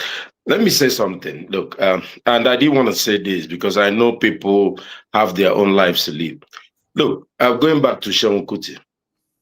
Look, people can say some good things and say some bad things, but what do they represent? Fela was a revolutionary. We know what he represented, and we knew his bad parts. We forgave all the bad parts. It's not like Fela was a perfect person. It's like people who bring Nnamdi Kanu and say he was a saint. From where? He has bad parts, good parts. Even Tinubu has something good that he does. The point is this, who would want his child, who raise his child to be like Seun Kuti? He's not a role model for anybody. Even when I saw him on it, he looked like he was high. Didn't you see him? This someone who's smoking. Look, every time we are idolizing the Chinese for all the technological prowess they are making, STEM and all that. People are making progress. Some people are talking about male and female and smoking Igbo. What's that? How is that revolutionary? How is, if you continue to do that, the world will leave you behind. We're talking about people who encourage our children and our grandchildren to take the next step to catch up with AI, to catch up with all the things that are going on with chips, with, how do we move? And people are, just, come on. Everybody, just tell yourself the truth. You've seen this guy. How many times? We need to keep role models for our children. It's not Seun Kuti. Please, nobody should tell me that. Thank you. Okay, Odi, you maybe. Tony, sorry, can I say something before I leave, please? Okay, go ahead, Jim. I said I was referring to Seun Kuti as sir, and what a shame. Who I call the janitor in my office, sir. I called the janitor in my office, sir. I called the lady janitor. I said, ma'am, I greet her. No, I don't say janitor. Good day, sir. Good person, sir. Sir has nothing to do with where I place you intellectually or whatever. It's simply just a way of respect. If I choose to respect Seun Kuti and call him a sir, it's my prerogative. There's nothing wrong with it. I totally disagree. I usually don't respond to those comments, but I just felt like I won't let you get away with that stupidity. Good night, guys. Yeah, good night. Alaba is there. You should come online now. Not be idea. Come online. You come. He's there hiding in the comment section. Come. Odi, if you worry about what is written about you in the comment section, you just run blood pressure. People have a right to say whatever they think. I was in a platform yesterday, and we're talking about this insurgency in Nigeria, and I was trying to classify the various patterns and manifestations. If you see all the abuse that abuse me, that insurgency is insurgency, this. But I was trying to point out the fact that if you look at various places all over the country, they have different manifestations. I don't know whether maybe I didn't make myself very clear, but I'm saying that if you look at the character, in some regions, there's a way that there are certain things they do. There's a way they perform. There are places where they wipe off communities. There are places where they just take women, take young girls and take them to the bush. There are places where you have kidnapping somewhere and all that, So as I was trying to analyze and trying to pinpoint some of the underpinning factors that may be influencing this thing, because it's different from region to region. I just came, I was insulted. No, only one person. As I was reading, only one person consistently kept on saying, no, that Tony is saying the right thing. Tony is saying the right thing. Tony is anyway.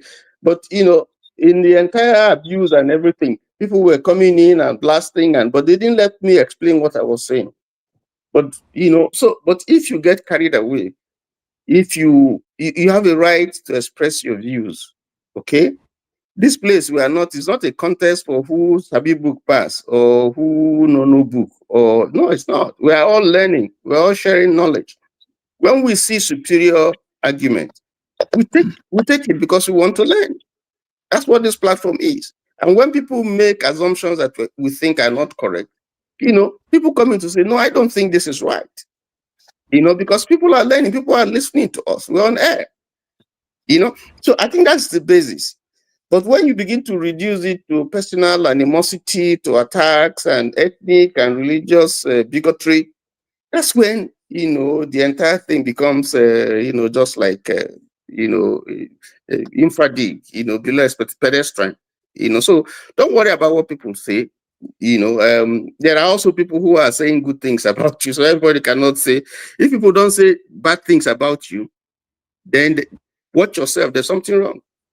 No, I'm sorry to interrupt you. It wasn't about it's just that Alaba is, one of the panelists here, to hide in the comment section and through, I'm just calling him out. I'm not worried about the other. What I'm saying is it's easy for people to come out here and say, I like China. I like us to be China. But if Seun Kuti lives in Beijing, they will arrest him now. He won't be, they will take him out of society. Let me tell you the truth. Because China doesn't want people like him. Right? Let me tell you, am I wrong? They don't want people like him. Is it to say, we want to build it? Because it's not going to build them the next AI.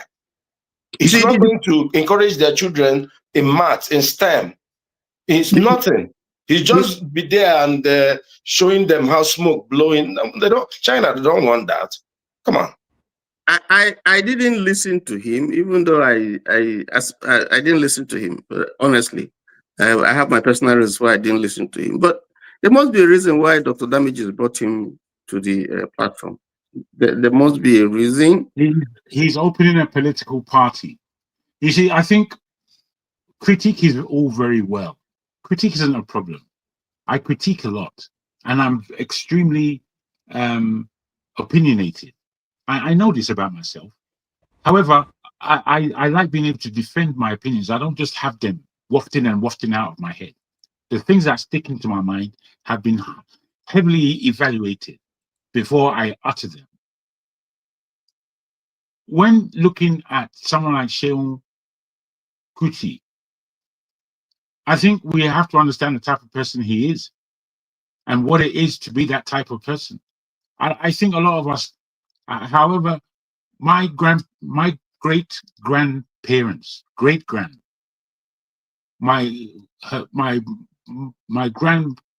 grandmother's brother was a multi-billionaire in the 1920s. I have pictures of all kinds of levels that he attained. I met him before he died. The way he didn't lose his money before he died is after he died, his second wife stole all the money. And I was wondering, how could my parents allow this madness? What was this? I met the girl before she died, the woman who married my great. And she was almost like my age. She was a few years older than me. I thought, is this the girl that this whole family allowed to steal and kill? The fact of the matter is, money, like any other level of talent, ambition, or of jewel that remains in your family. But this thing is heavily attacked. As you know, Fela was heavily attacked throughout his life. So much so that the trauma of his attack affected the older brother, Femi, affected him. Femi is not weak, but he's soft. He doesn't like pain, and he doesn't want to entertain gra-gra. Whereas the younger one is more like his old man. And the gra-gra of life, he would deal with it as best he can. The way we judge people, I think sometimes is harsh. We're judging them like they're not human beings, like they don't have, frailties, human existence. They don't carry love. They don't carry misunderstanding. And I don't think we can judge people like that as though we're more than human beings. I am telling you that to come from money or to come from fame, even worse, it is difficult for that child to assume himself, him or herself, into themselves and not try to be their father or their mother, whichever is more famous.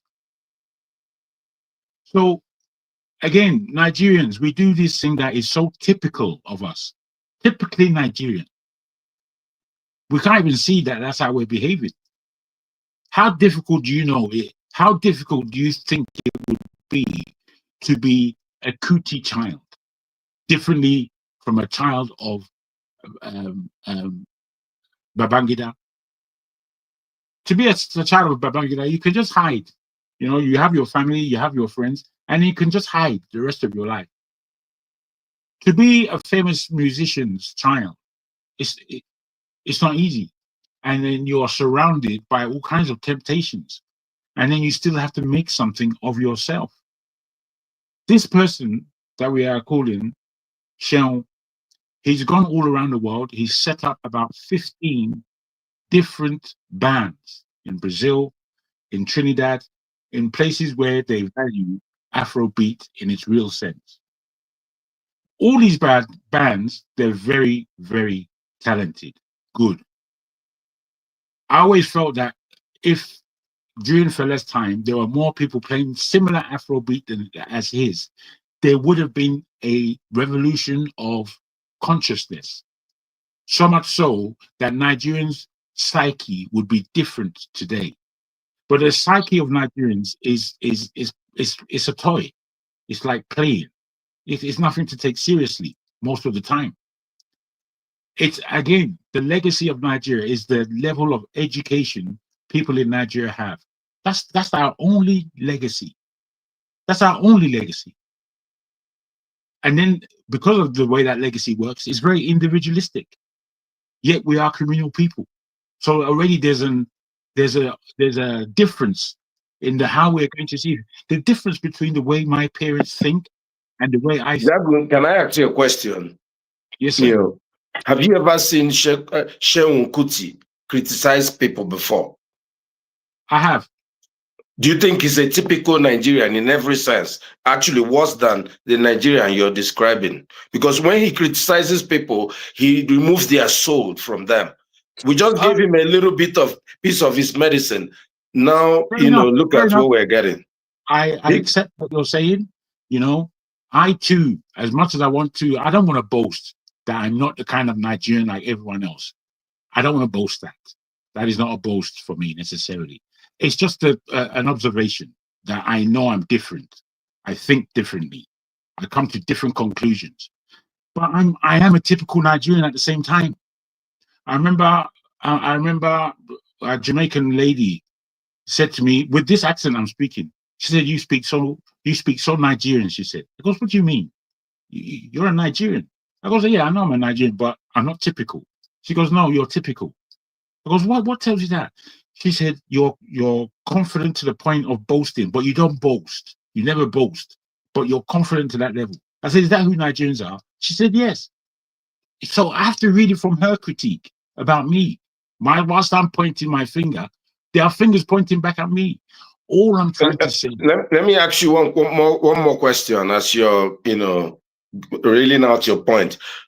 Would you want a Seun Kuti as a leader, like to become like president of Nigeria? Do you think he will run Nigeria as a country well? More than Seun Kuti, his father. No, wait, Ejo, please. I'm saying his father because I valued what his father had to say politically. However, I wouldn't necessarily want him as a president. And this is my man. I won't really want my fella as the president of that country. I would prefer, sorry, personally, so revolutionaries don't make good leaders necessarily. I agree with that. Fela Kuti, you know what killed Fela Kuti, right? We know it's also the disbelief in science at the time.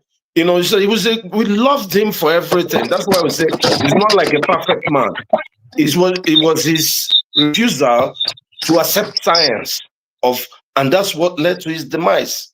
So to say, oh, Fela Kuti will make a good, Nigeria will go to this. Well, I love Fela Kuti too much that I can't come. It will dishonor everything I love to even criticize him in public. So I can't do that. Not because of his son, no matter what his son said. But I'm just saying, his movement of the people is criticized from his Fela's gig. It's like joke. He sang about MOP. And this guy now coming, are we joking here?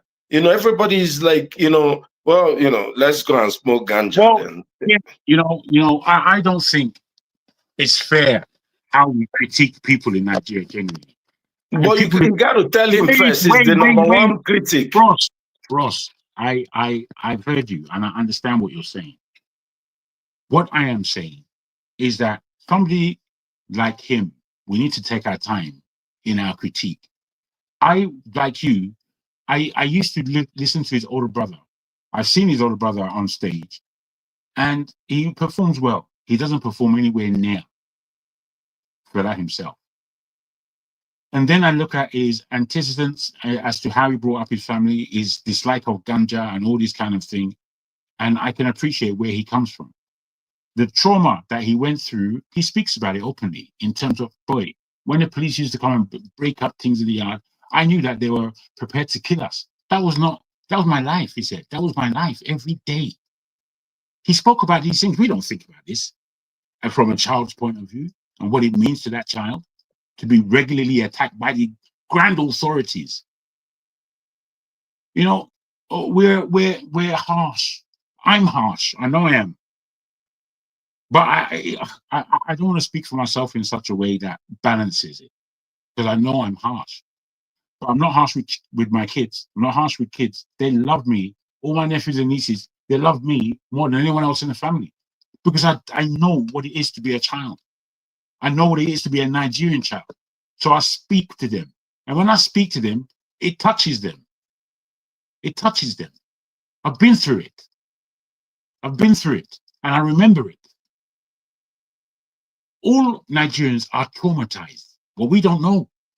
All Nigerians are traumatized. And when you listen to them, all of us, you can hear the traumatic experiences that each of us have gone through. Pressure, pressure, pressure, pressure, every single day. When I was a child, I was just waiting. I used to wait. It was within weeks, that I'll find myself in big trouble again. I'll be in major trouble all over again. After I get over this sort of trouble, I'll become sheepish for a while. I'll be doing JJ up and down the place until I have to be myself again. That being myself was the thing that was putting me in trouble. But as I grew, I became more and more myself, not less and less. To somebody else, they will become less and less themselves. It's just the luck of the draw, how we take this pressure. This pressure that we're under. We seek solace all over the place to become Islamic, to become Christian, to become this or that. It's like you can't stay still.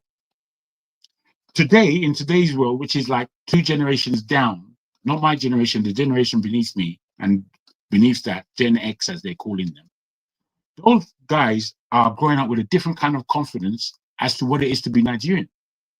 And I don't believe that we're necessarily helping that generation, because largely we don't know how to. Largely we have never thought about it, because that's how we are. We're sometimes get to the point where thinking just goes out of our minds. Me, I think every day, every night. I think till I can't think anymore.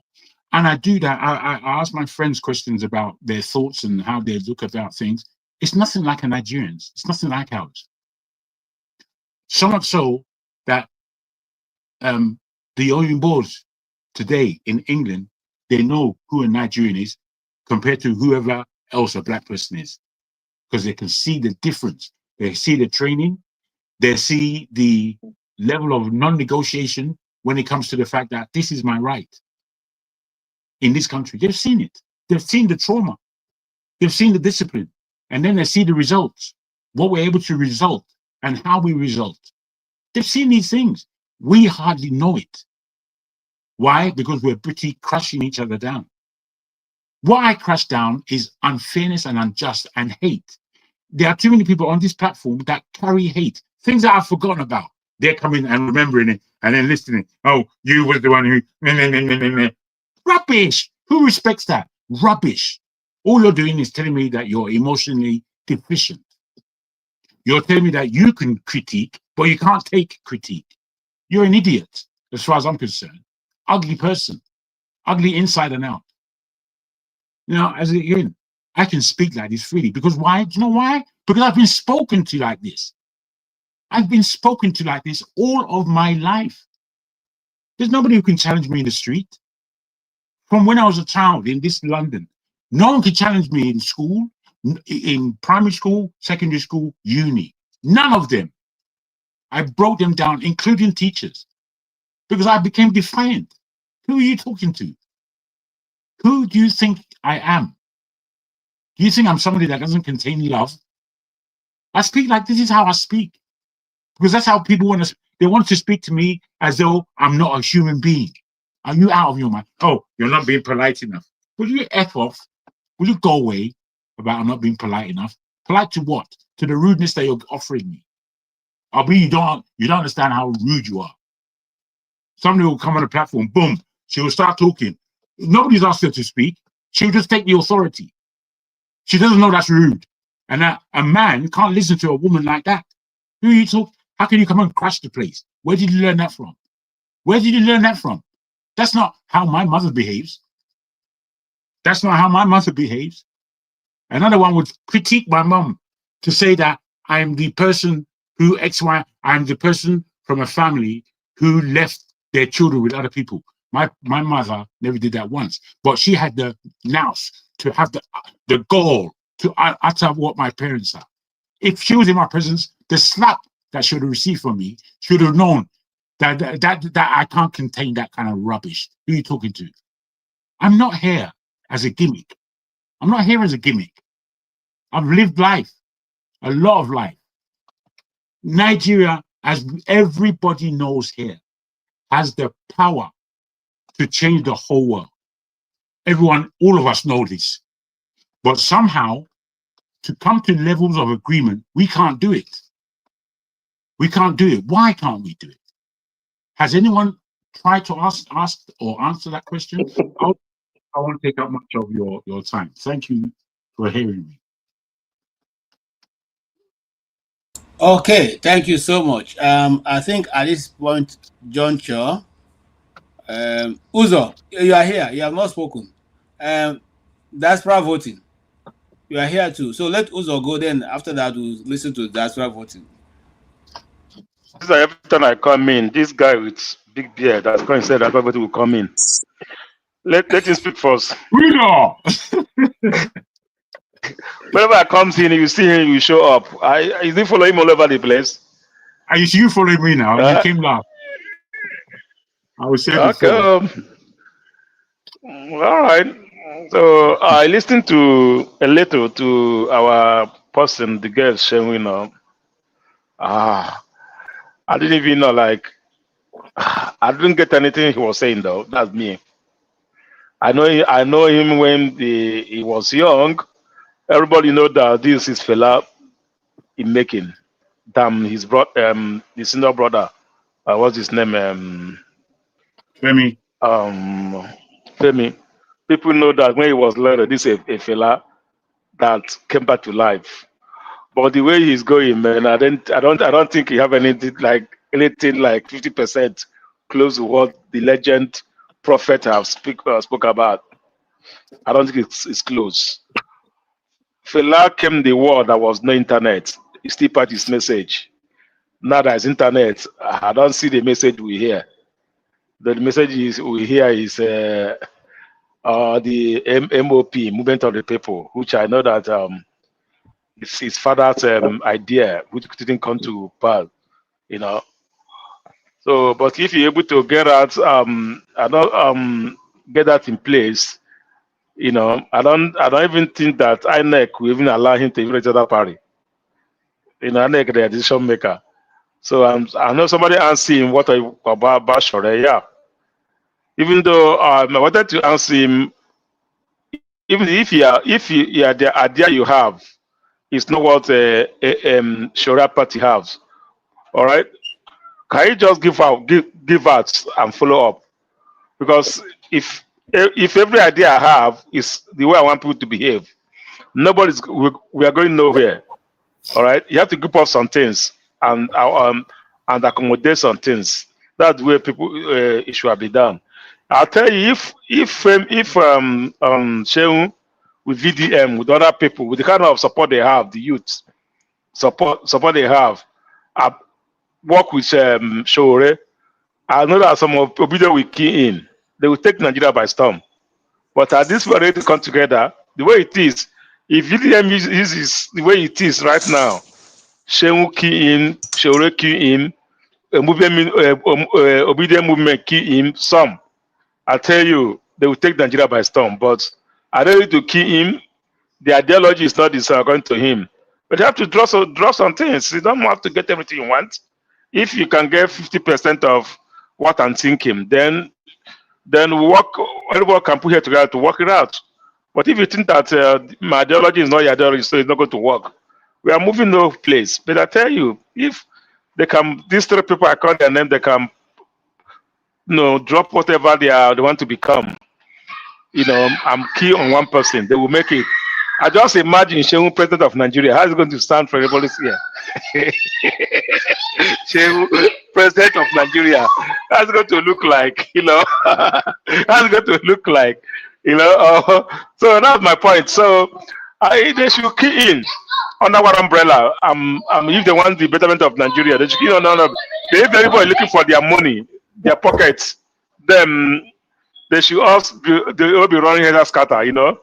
But they should key in one person. If Shore is the president to key in, both him and VDM or other RTV, they should just key in and give him support. Then Nigeria we know that we are heading somewhere. But if he want to run under MOP,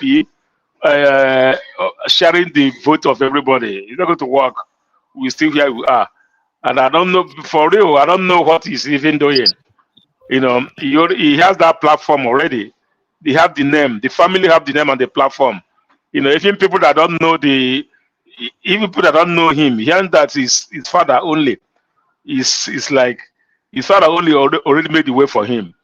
So I don't know why they are, you know, the way he behaved, you know, I don't know why he behaved the way he behaved, but anyhow, whatever he does, he's a man, he has his own decision to make.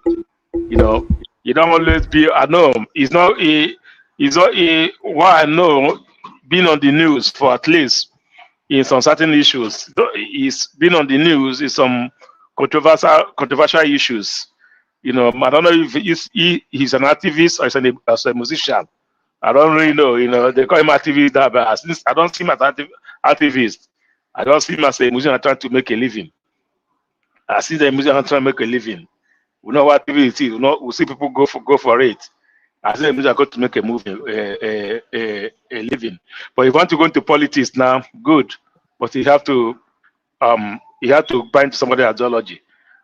For him to say, okay, it's an ideology. I don't know which ideology is right. The way he think is different from how every Nigerian think. You know, the rate of life. Sometimes the rate of life is bigger than what we are thinking. The way I think that's not the rate of life. So that's not my own, what I just want to contribute.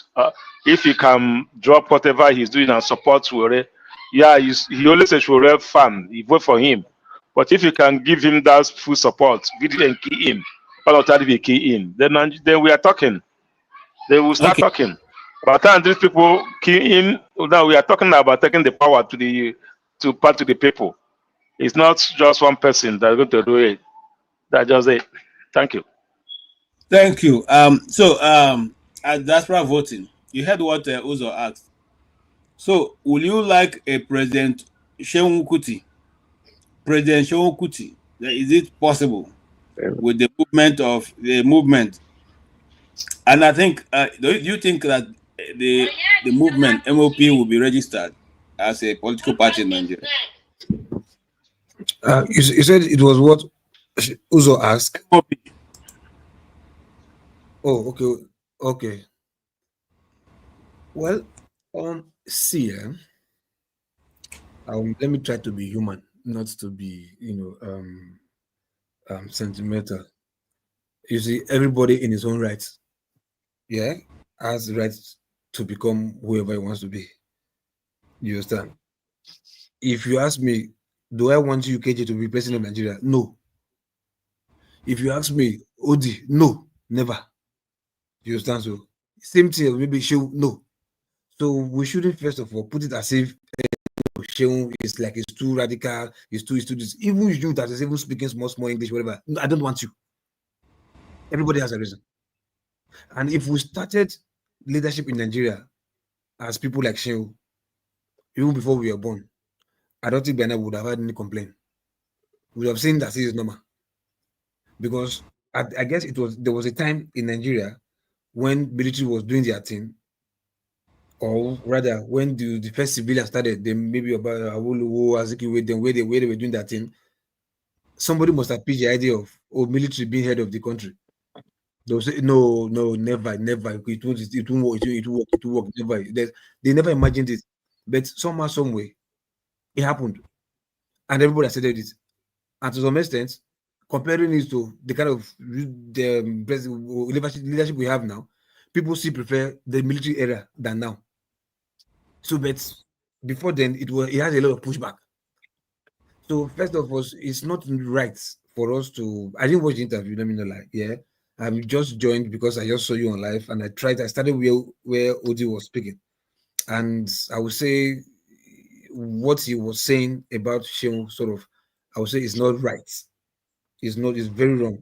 Seun in his own right can say he wants to become anything he wants to be, and that is his right. However he does it is his own personal business, not your business. You might not like it, because if you ask him to, if he wants you to be his president, he will tell you no. That look at you, you have bald head, you wear brown shirt, you always sit down behind, you always sit with books behind you. I don't like it. He will say have his own reason to say you understand. So, but when it comes to opinion, you can challenge. to say, okay, no, I think you should do better this, you should do better that. Yeah? So to say if he has the right to be president, if I see him to be president, it might be no, it might be yes, because everybody has a reason. If you ask his son or his cousin, that they might tell you 100% yes, and it's still their own right, because nobody has the right to judge anybody for their aspiration in life, no matter how they look. They might not be the way you want it, but it's their right. Just like I said, you that is wearing markers right now, sitting gentle, speaking English, correctly English, people will still tell you, no, I don't want you to be my president. Likewise, me, look, your beer, no, look at your head, that smoking go, I don't want you. They can say it. You understand? They can say it. And I will not hold it against them, because me too, I don't want them if you ask me. So we shouldn't take it as if it's a personal jab, like, no, I don't want you, you are this, you look responsible, you look, it's his look. And judging from what he has become in his life, he has tried for himself, so to speak. I believe where he has traveled to, you that you think you are a good leader, you have never been there. Maybe the amount of what he has acquired with his own talent or whatever, you that is gentle, you think you are good for president, you've never acquired it.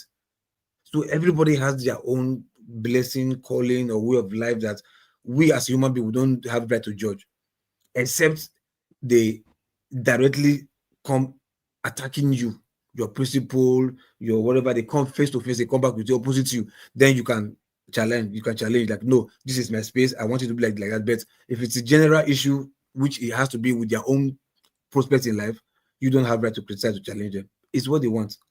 You understand? And you say, I wish you good luck.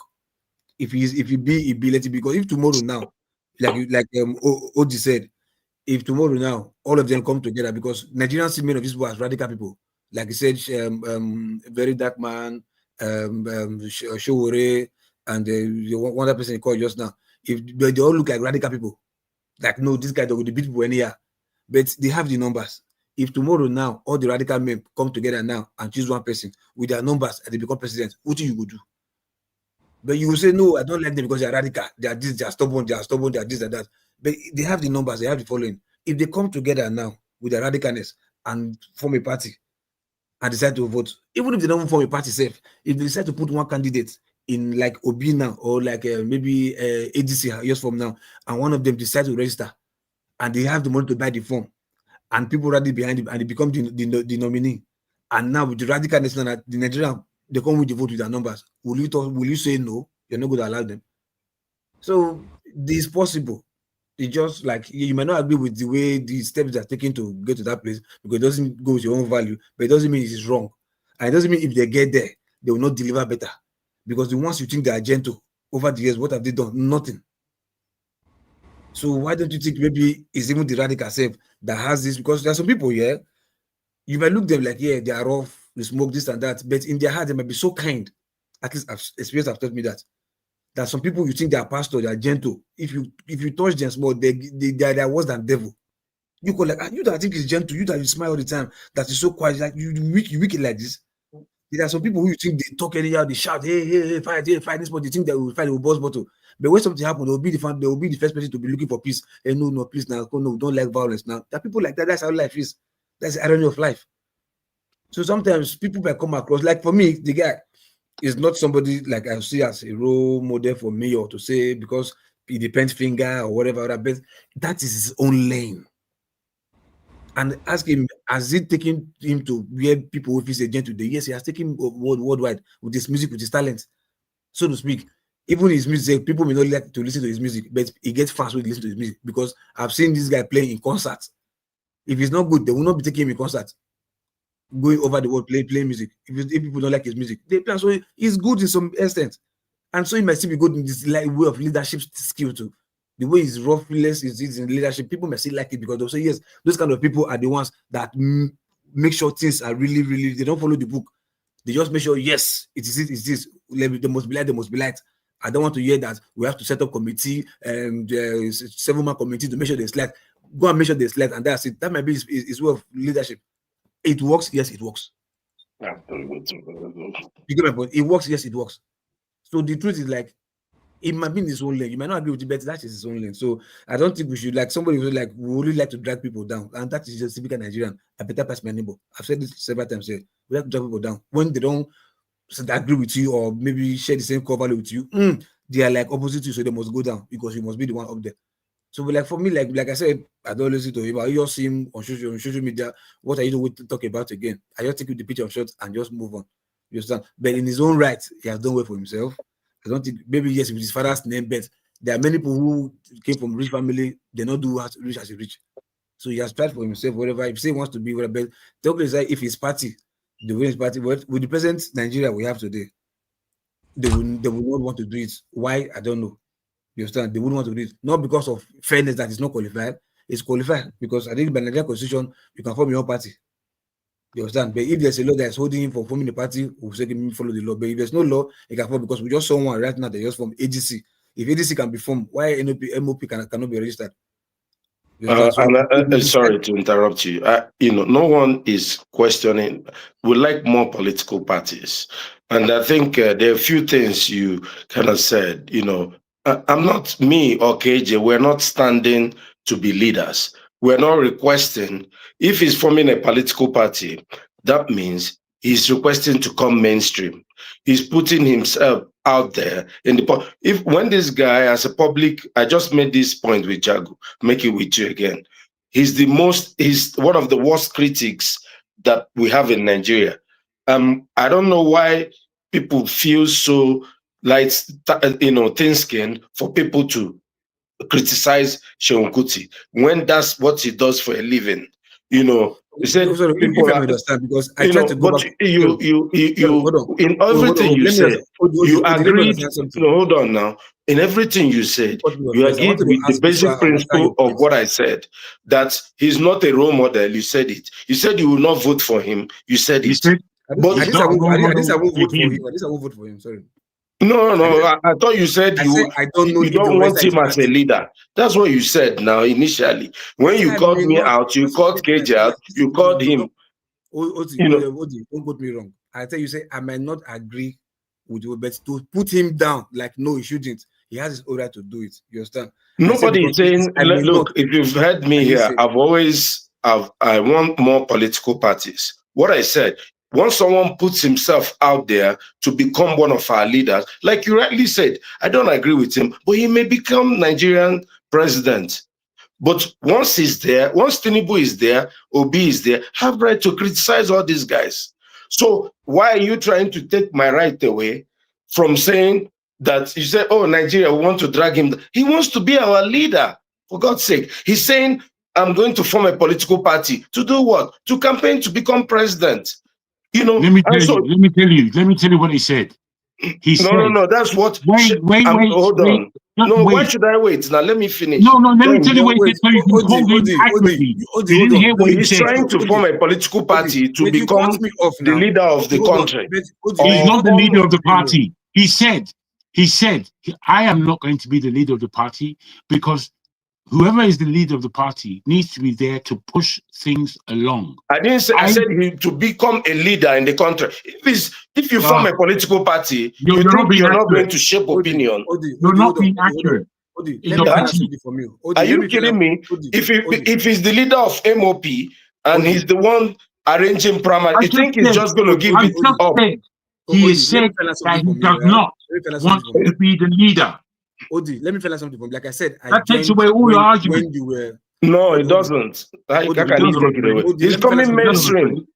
Odi, you know, got me offense, and I had to speak, but you know what I couldn't make a. No, it's Jago that jumped in. It's not. Let me. You not jumping away at August now. You see black. Well, yeah, because you're calling me out in the same vein with Seun Kuti. I say KJ. I say you. I know, but that's okay. I don't feel. What I'm saying is that I'm not asking to form a political party. Seun Kuti is, and you can't put me. I don't have to behave as someone who is. I'm not a role model for anybody. I'm a role model in my family. He has to be a role model if he's forming a political party. That's what I'm saying. But you can't just say role model too. That you don't. There are people that is role model. Well, to me, I'm talking for myself, my brother. Can you just let me talk? But I said that you are trying to. No, what you said is that you're trying to call me out or KJ and say these people, you're not. I don't trust you like I don't trust him. No. You're making Like, this is I also apples and called, like, oranges. you were here. I also called myself out. Like, people do not want me because they say my dad might be better. No. It's not a personality. People I'm will not. like me I too. come in peace today. Don't I'm worry. just I'm talking. not. No, see, because I'm saying that we need to criticize people. Look, we love judging Fela for this. Kuti. Bros, We love Fela listen, Kuti. KJ, I'm not listen, transfer. KJ. What I've refused to do is to transfer the love to Seun. Just listen now. Just listen. Look, when we talk, let me see. Let's get ourselves correct here. Like I said, I'm not calling you out, whatever. I'm just talking generally. Like, everybody who do not want somebody, so also people do not want you for their own personal reason. I'm not targeting KJU. Want them for what? No, that's the problem. For what? No, it's not closing your eyes. Want them for what? We're not asking to be leaders. Ojo, can you get just hold on, just match break small. Like I said, I did not call you out and not call KJ out. It just be like I just use as I take this sequence for the screen. Maybe I will start with Jagun first. That's why I also called myself out. Like I say, even myself, people not see want me because of my baby, my dad, whatever. BKG, you hear them. So I know they like target whatever. I'm just saying, like, anybody that is saying no to this person, that somehow you are wrong, because that person in his own right has the right to do so.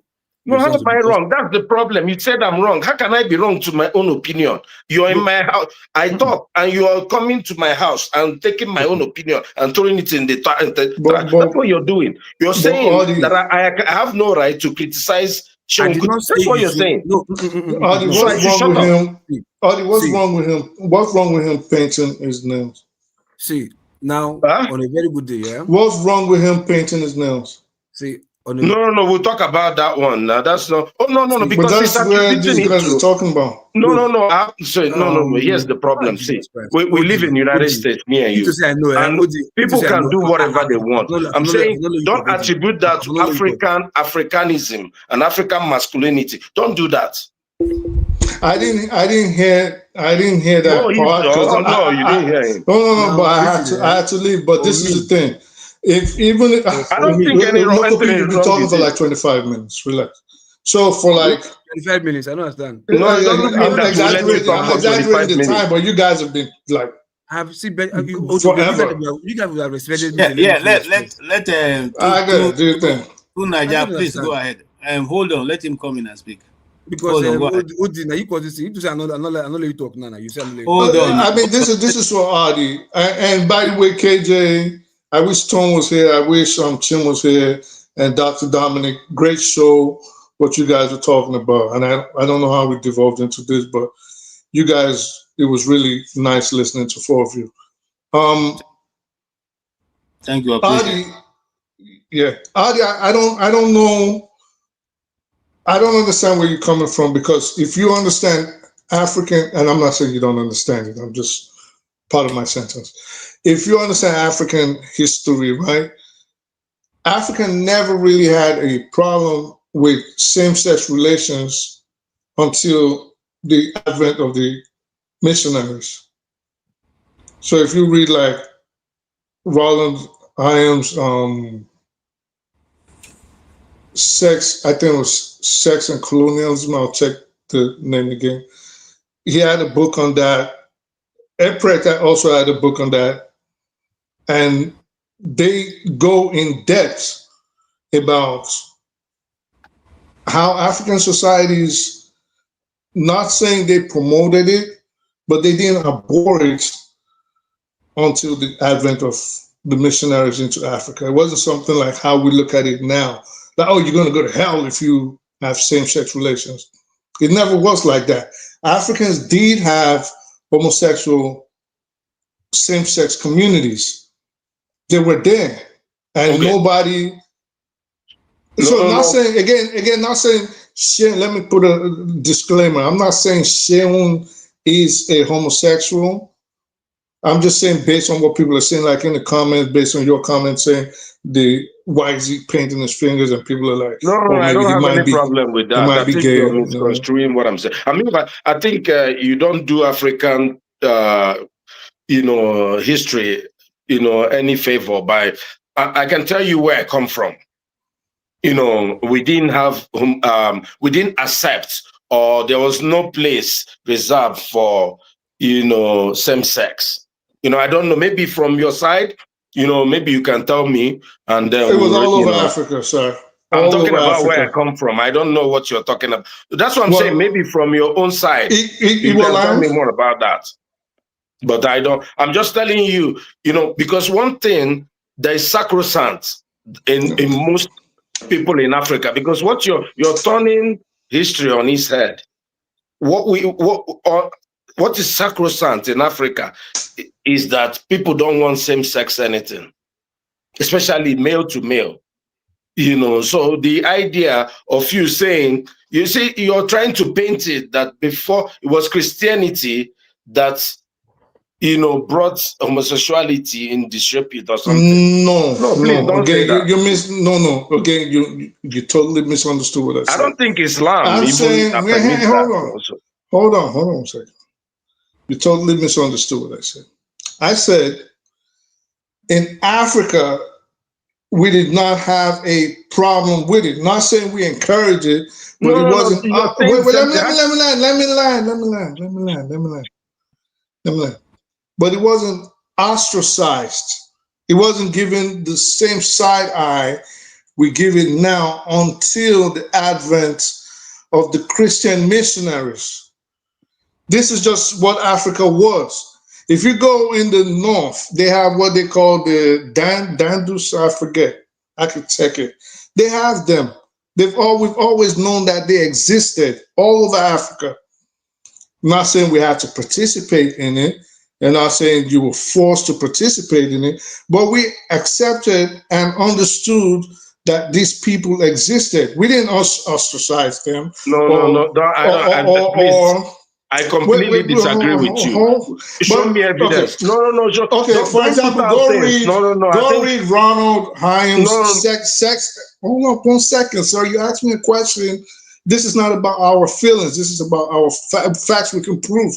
So you're asking me for a fact. Go read Ronald Hyams' Sex and the Empire, Mark Eprecht's Heterosexuality Africa. This was in 2008, Ohio Press. And you read, there's a press review, Homosexuality in Africa in 2013, volume 55, number 3.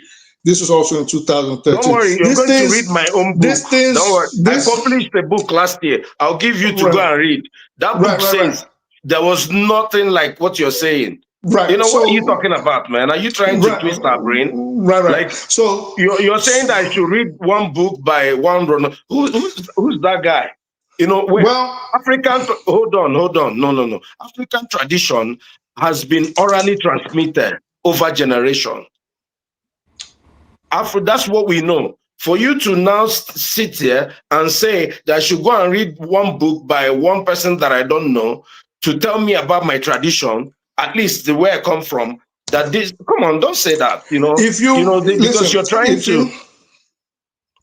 I'm telling you, if you go do a proper research and a proper review, you will see that there was no widespread homophobia. It's not the way it is now. The missionaries, and what Sex and the Empire actually is about, is it was calling out the hypocrisy and the contradiction of the missionaries telling us that in the Bible, look, you're going to go to hell. They're showing of Sodom and Gomorrah. Okay, why don't you cut out the missionaries? Can I? Is it okay if I land, sir? No, but you cut me off too. Sir, let me land. No. I know, but I was speaking. Okay, let me land. Off, but they can't cut you off. I didn't cut you off. You stop do, talking. Man, come on, don't. Sir, I don't want to argue. Let me just land. Let me land. So, if you read Ronald Hyams.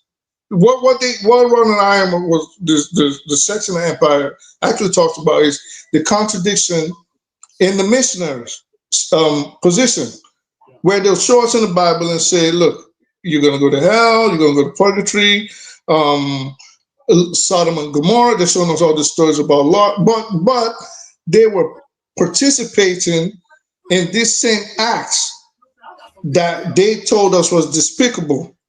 So it goes in depth just to show the hypocrisy. This is what the book really is about. But outside of that, even in northern Nigeria, homosexuality wasn't abhorred. Even with the advent of Islam, They recognized that it existed. They weren't ostracized. They had their own societies, their own communities.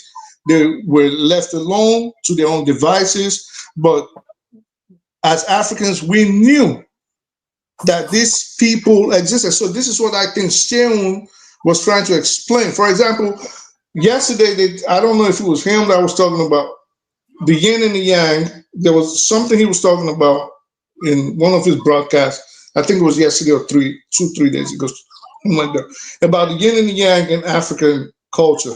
So if you go look at it, trust me, the missionaries brought homophobia into Africa. Africans were not homophobic. We weren't. And they brought the homophobia, they brought the fear of same-sex relations. Again, I'm not promoting it. I'm not saying it's right. I'm not saying it's wrong. I'm just saying what the facts are. And the facts are... Can I talk now? Because, you made your point. It's well taken. But what I'm trying to say is this. The idea that the missionaries brought in homophobia is... I don't understand what you're talking about. Because you need to understand, people like us lived fully to adulthood in Nigeria, and we've lived there for the better part of our lives also. So we've seen the both sides. I'm not sure how much you ever lived in Nigeria. And for us, there was nothing like homophobia. We didn't know what that word is. We knew that there are things you should not do. Period. There's nothing like homophobia and all that. Like people didn't. In my own culture, there are things you do, and we call it taboo. And if you do something that is taboo, then the land has to be cleansed. There are rituals that have to be done to cleanse the land. If a man is caught having sexual relations with a man, it's taboo, and the land has to be cleansed. So the idea that is homophobia, what are you talking? That's why I said you're from northern Nigeria. Maybe this thing you can tell us more about your place and the places that were reserved for this. There you go again. How do you know I'm from northern? How the hell do you know? But not from where I could come from. Jagun, please. Is this? Can you? You have opinion. I'd like to know what you have to say about this. This is what I have to say. Most of the things I say are of personal experience. One day I was in the village, my village, and someone came into our compound, and my whole family knew him. He was extremely camp. If you see the level of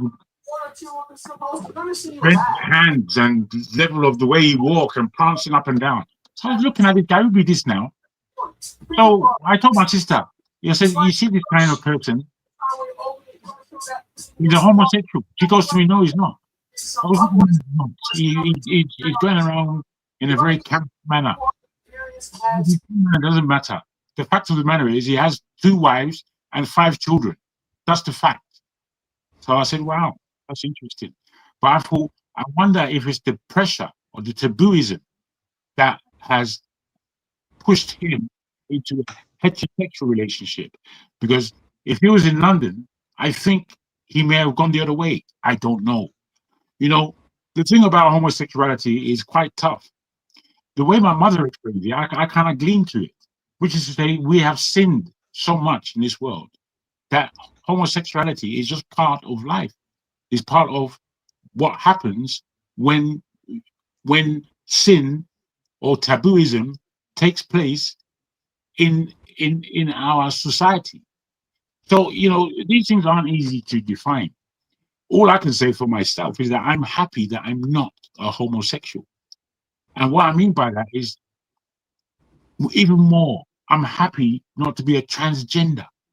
Because I think if somebody is actually a transgender in the real sense of the word, which is to say that he's not pretending, he or she is not pretending, he's not trying to claim fame, he hasn't gone completely crazy, even though I think it is a mental thing, then I would not like to live like that, because I would not like to be that, because it will be the most lonely life I would be able to experience. Hear me out. Imagine that is you. You know yourself, You know who you are. You're heterosexual. But just imagine for a second that you are not even a homosexual, but you're a transgender. You have to think how lonely that position would be. If that is my reality, my goodness, I don't know whether to be if it's misery that I'm causing to myself, not being able to share with somebody who it is that I am inside.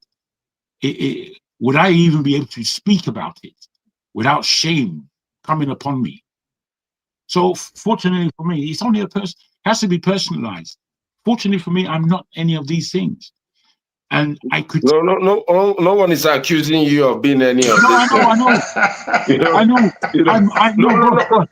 Jaguar, brother, if you guys may, Jagun, go back to our original topic, please. Okay, no, let me just say this. Wait, we'll go back. It's not that. It's natural.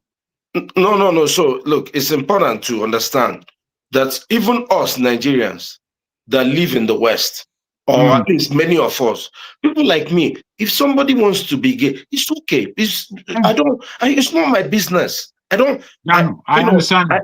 The best business partners I have are gay. What's the problem with that? I do business with you. We transact. Everybody, like you say, this guy is homosexual, but this guy is homosexual. These are designations. I understand you. So all I'm trying to suggest to us. No, I hear you completely. Is that the fact that somebody is living in a body, and his body is telling him something that the society is against. To be that person, bro.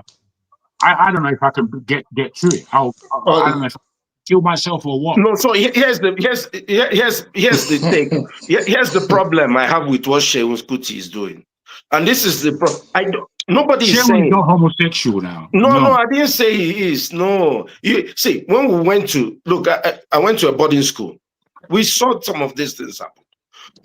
People did whatever they did, and everybody moved on. And many folks, you still relate people. We don't even judge anybody. And this idea of homophobia in Nigeria, forget about this. Not, the idea of the word homophobia nobody's using homophobia in Lagos. Nobody cares about that word. People interact with who they interact with. In what I do, you don't have to use a word. Hold on. In what I do, they put a law in Nigeria. How many people have they put in jail for that law? They put the law just for politics. But that's still part of the homophobia. I understand. Okay, hold on. Let me tell you something, and that is important. You didn't live in Nigeria like us, so that's what I'm trying to make sure. How do you know these things? Like you make a lot of. It's evident. Just continue. You make a lot of blanket statements. No, maybe my parents are just more open-minded. Maybe. Okay, that's fine. I'm open-minded. Here's the thing. Definitely not. Well, you too. The point is nobody is looking at anybody and worried about their sexual orientation. What we say is, Seun is saying that he's painting his nails is part of the African, he's trying to Africanize it. I'm saying, no, this is not African. You saying that you're Africa, there's nothing that says your one right hand is male and left hand is female. This is antithesis to have the African tradition that was passed down to us. So whether it's wrong or right, actually the European culture has transcended with their religion, and the Arabic culture with their religion has taken over our country.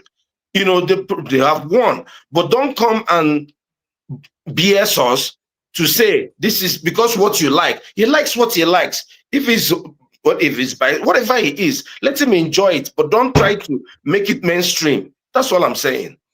Okay, so this one's something I saw. Let me just read this for you real quick. Let's move on. So wait, it's okay. We're having a discussion. There's nothing wrong in us learning. We learned when you guys were speaking about the Bible all along.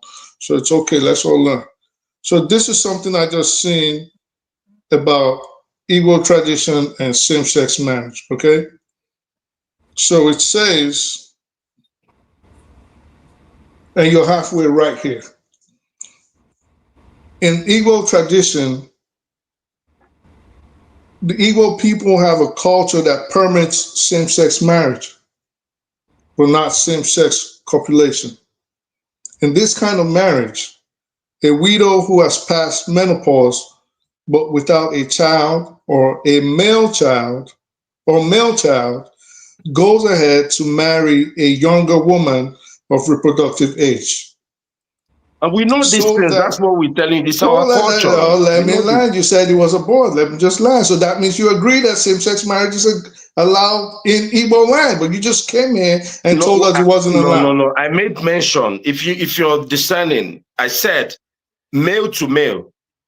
What I said, the female thing is the female marries the female for not for her own sexual enjoyment, for other males to procreate Listen, in the name of her late So husband. the bottom line is same-sex relations were not totally abhorred. That is the bottom that's line. not what But we're if saying. one You see, if one see, you're not being, was to look, don't, if one was to let me this just is land. not So if one was to listen to instead of you, reading out Igbo traditional, why don't you said in the north, you said okay, in the north that there is a place that is carved out. No, Why I don't didn't you say tell us that. about it? Why are you listen. running away from that? You're going to Igbo land and digging stop out being tribal all the time. That is a sign of low. Me being tribal, you're the one bringing Igbo people here. Wait. It's silly. This guy. Guys, the conversation is spoiling. It's spoiling. Yeah, like you said I'm tribal. You're the person that is tribal. You said, Shame hold on you, one second. What are you talking about? Good, but hold on. I think you're getting antsy. Hold on. Just calm down. Because we can't keep giving people false information. If we're here to learn, it seems like you're getting triggered now. And I get it. And I understand why you're getting triggered. Are you kidding me? Hold on. Can I please finish? Let's not muddle it up. Okay? Just relax. You're obviously getting triggered. So this is the thing. Oh, no, you see, you're using the word. You're the one being triggered. I said, you said in northern Nigeria. And I did say, hold on, let me land. Don't play these mind games. Let me land. Because you told us, how do you know it's not my culture? How do you know it's just your culture? This is the tribalism. So let me finish. Can I finish? Is it okay if I land? You have to say, but just go ahead and say it. Is it okay if I land? I'm going to live the life for you, man. If you want to do that, but let me. I listen to you guys for hours.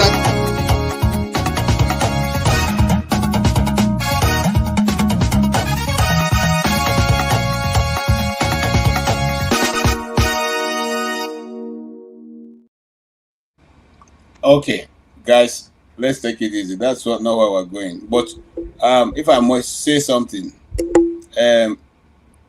to Niger, one Africa is an Igbo person. He's an Igbo man. The culture you are trying to teach him is a culture well known to all of us who are Igbos. And that culture is simple. If you marry a lady who has passed her bearing age, and she loves her husband, and she wants her husband to have children who she call her own, she has the right to take her money, choose the woman that she likes, and marry her on behalf of her husband, and bring her to their house. That lady will bear children for her. Those children will be called her children, because she brought her, not because she's going to have any sexual relationship with the lady. But this is exactly the tradition that Sarah did with Abraham. She ran out of the time that she thought she could have children. She said to her Abraham, I want to give you my maid. She will bear children on my behalf. KJ, this is what is practice. There's nothing to add to it. Let's move on. KJ, let's stop being smart by half. All right? Let me land, please. Okay, can we take our last closing moment so we can all close? If people, just because a person starts saying what you don't like, does not mean you start. I'm not saying you, KJ. Please, let me just land. Please, I'm not saying you. When I say you, I'm speaking in general. Just make the point. Stop talking about people. Go ahead. There you go, Artie.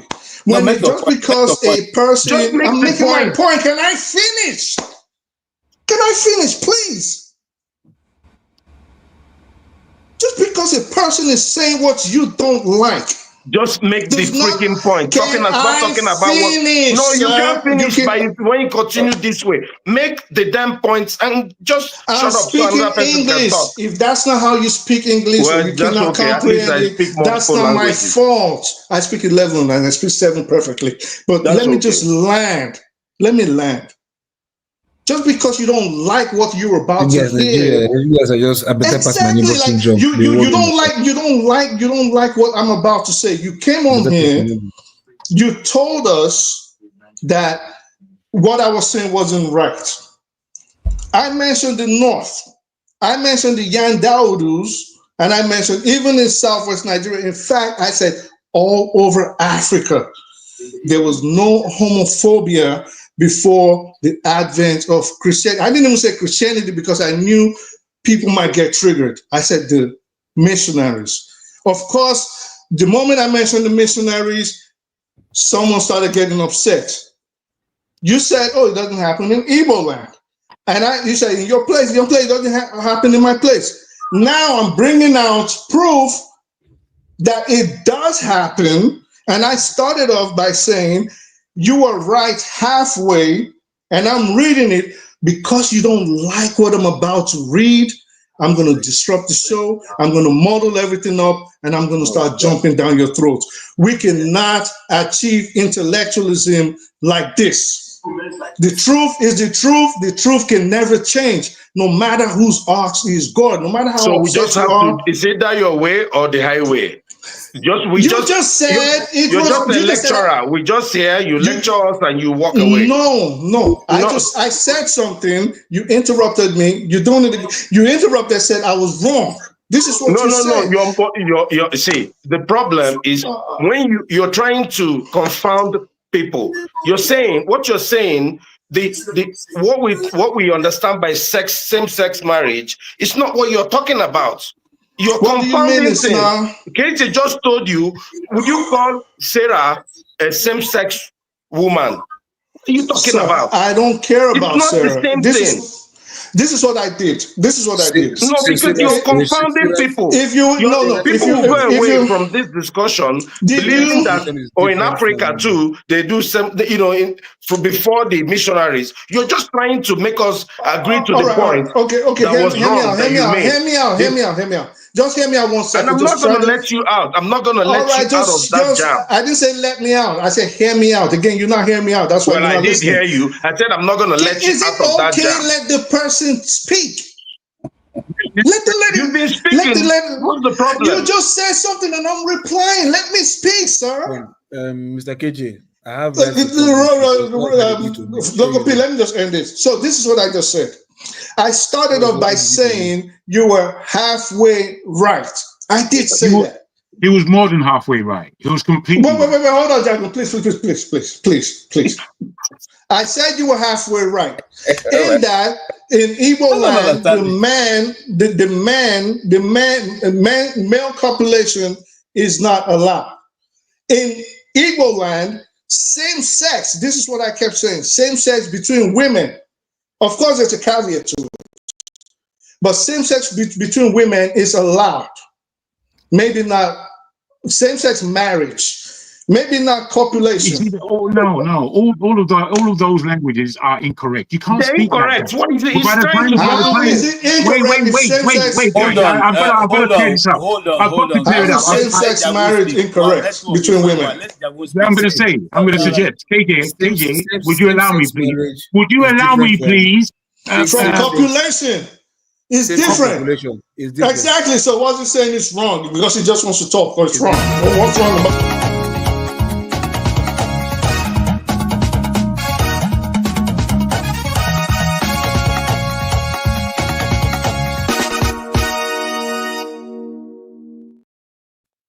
Can I speak now without being interrupted? Because I'm not going to take long. But what Speaks is saying, it's an argument, and it's an unnecessary one. Homosexuality, same-sex marriage, these things are being written wrongly for anybody's understanding. If you are talking about homosexuality, then you're talking about a male and a male copulation, or a female and female spitting on each other because you can't call it penetration.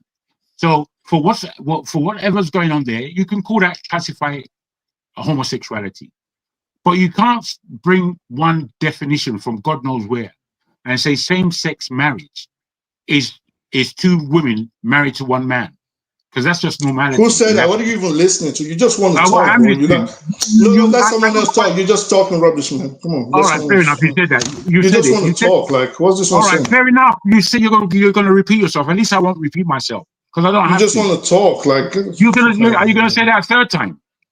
Is it gonna make sense when you say fourth and fifth? You can disregard me as much as you want because of your own heresy. That's not a problem for me. What I'm saying, as I've been waiting for you to settle your conversation, I just want to talk. You are taking over the whole conversation for zero reason. Homosexuality is homosexuality. If you want to speak about same-sex marriage, where a woman cannot bear children and she invites another woman for her husband in order to bear children for her, that cannot be understood in European terms like you're trying to make us do. I reject what you're saying because it's not same-sex marriage. It's just bullshit. It's bullshit upon bullshit. And then your rudeness is what takes over. Because you just want to talk, and then when you want to talk, you start making shit up. Like, since you've come on, this is the first time I've spoken. So what do you mean? What you're saying doesn't make sense. Yeah, but don't misconstrue what I'm saying just because you. I've made myself clear as to my opinion and my thoughts as to what you were saying. And when I was listening to you, bro. I don't know you can't hear like a child. You're behaving like a big picnic. I'm just letting you know that grown men do not accept the bullshit that you're talking. It's rubbish what you're bringing to the table. Rubbish. Thank you. Man coming here to talk rubbish and then castigating other people. Why are you saying I'm talking all the time? I like hearing my voice. I know how to speak, so I speak. Apart from coming here to tell rubbish. Hold on, guys. Who's going to accept what you said? No one's going to accept what Hold on. This broadcast so far has been able to come to this point. We wanted to do to 10 o'clock. Now it's 22 minutes past 10.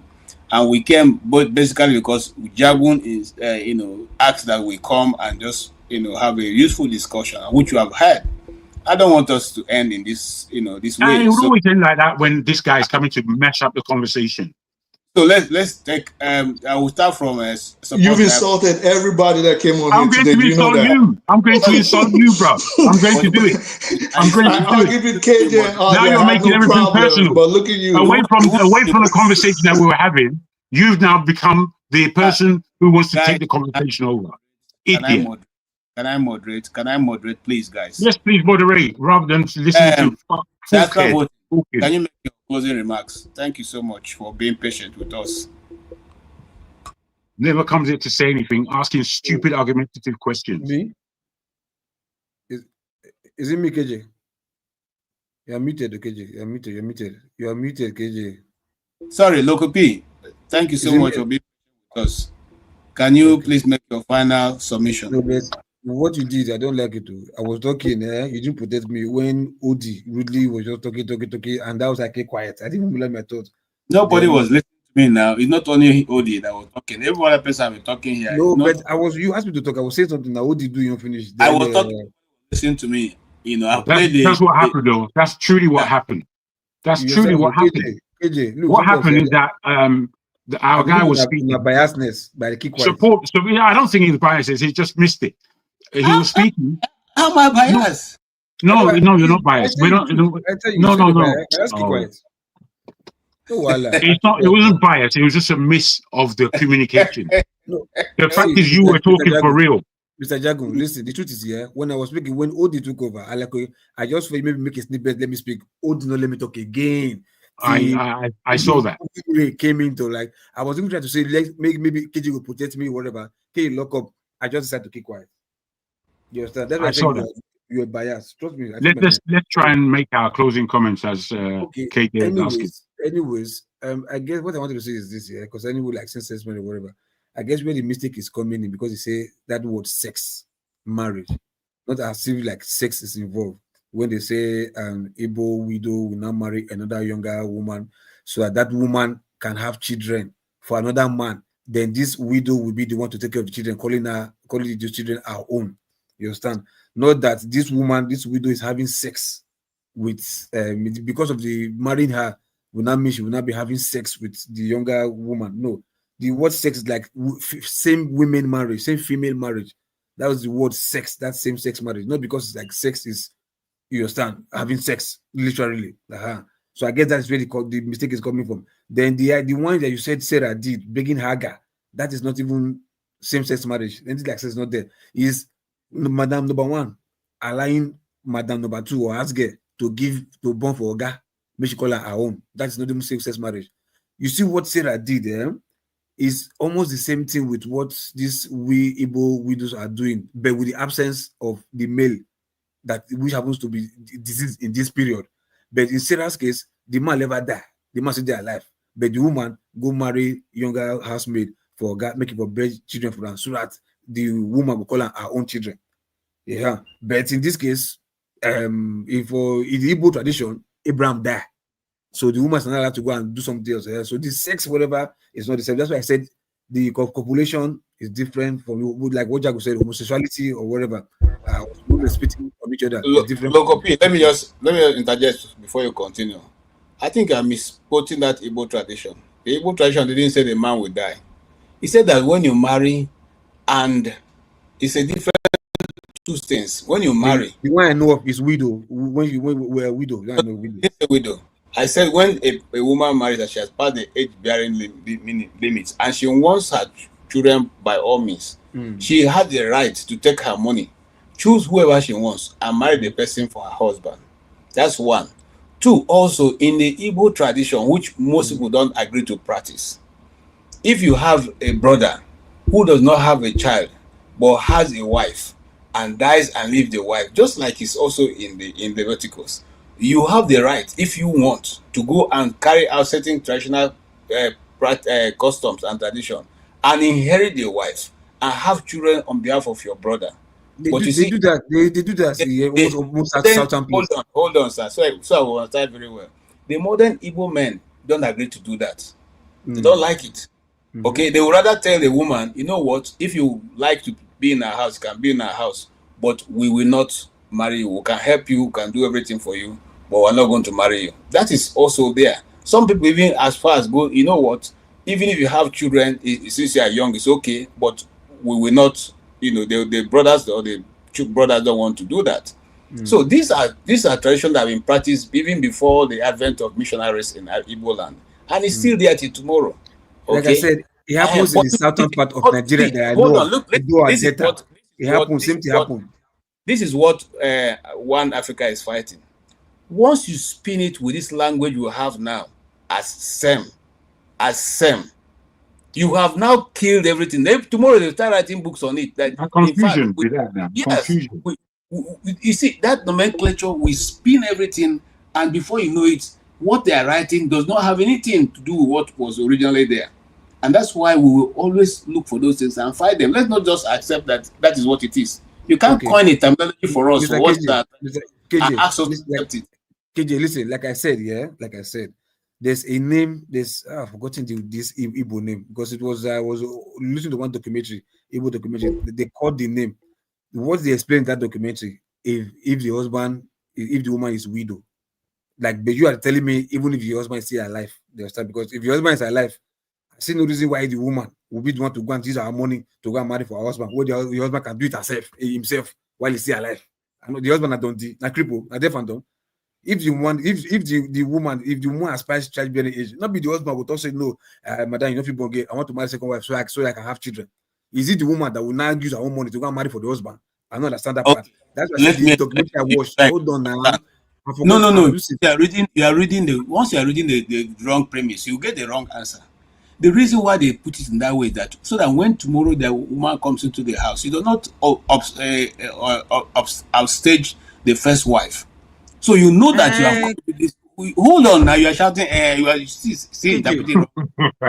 You know that when you hold on, so that when you come into the house, you know that it is not by your husband will they are there. You are there by the authority of the first wife who has brought you. KJ, listen. No, it's right, bro. Don't argue. You are very.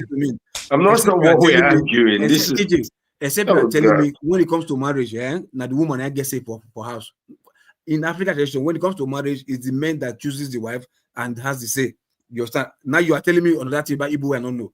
No, that's just an argument. So leave it then. You don't know, then leave it. Let's go. Listen, look, that's something. Look, the documentary I watched, you understand? Documentary, I studied the Igbo name for that practice. Like they said, a widow would be the one like to marry, to marry a younger woman to herself, to herself. In the absence of the man, like as I said, widow, not the man is still alive. Because for African tradition, you and I know it. Me never see. You understand? Or the Igbo where I know, where I've lived with or been studied from so far. Like, okay, the man will be in the house because the wife never born. Then the wife will not be the one to go and use them. What if the man does say he don't want? What will now do? Is it by force? So it's the man who is the head of the family that will be the one to take the decision. You are telling me that it's the woman that will take the decision for the man. That don't want to surprise me. You understand? So like I said, documentary I watched is of Igbo. So not that maybe I listen to you. You are telling me something else that I've not heard. Diaspora voting. You're not wrong. Listen. I know. You don't try him again. No, you don't try him again. Because you don't want to take the respect where they talk small, less. I tell you, documentary I watched is Igbo documentary. I would have called the name. They call that practice. The Igbo name they call that practice. I've forgotten this. I wrote it down one time. Say I was speaking and whatever. I'll find out they called the name of the practice. They said Igbo when the man is deceased. Now I know of. That's what I understood from the documentary I watched. You understand? Over and over again, I understood it well. This one you're telling me if the man is still, even if the man is still alive, they didn't say the man is deceased. That's why it shocked me. Say that's why I hear them. But in African tradition, if the man is still alive and the man there needs to be children in the house, it's not the decision of the man to take to say I want to go and marry second wife. You know, it's not telling me that the woman will take her money to go and marry second wife. Wait, don't reply. Don't reply. Don't reply. Don't reply. Thank you, because you've repeated yourself 4 times, and it's not necessary. To say it once is enough. We understand. We're here. We got here. You keep quiet. You're about to repeat. Blah blah blah blah blah blah blah blah. Okay, let us move on. Okay, Kopi, can you do your last? You are finished your listen. Let's go to. I speak the truth. I'm not going to want to go anywhere. Look, truth be told, yeah. Look, sometimes when it comes to religion and tradition, yeah, I know culture gives birth to culture. You understand? One culture cannot give birth to another brand new entire culture, different from the previous culture. You understand? And also, culture can, the way tribe are formed, like people travel, migrate, before you know, tongues are, new tongues are started. So I believe culture are also being practiced. Some culture are practiced started from one family and spread. You understand? Not that it's what ancestors were doing over and over and over again. So sometimes I think it's good we try and, understand that, look, when something comes in place, if you reject it. Not because it has been practiced before, you must accept it. Because you don't know if the one they were practicing before was even the original one that their own forefather was practicing.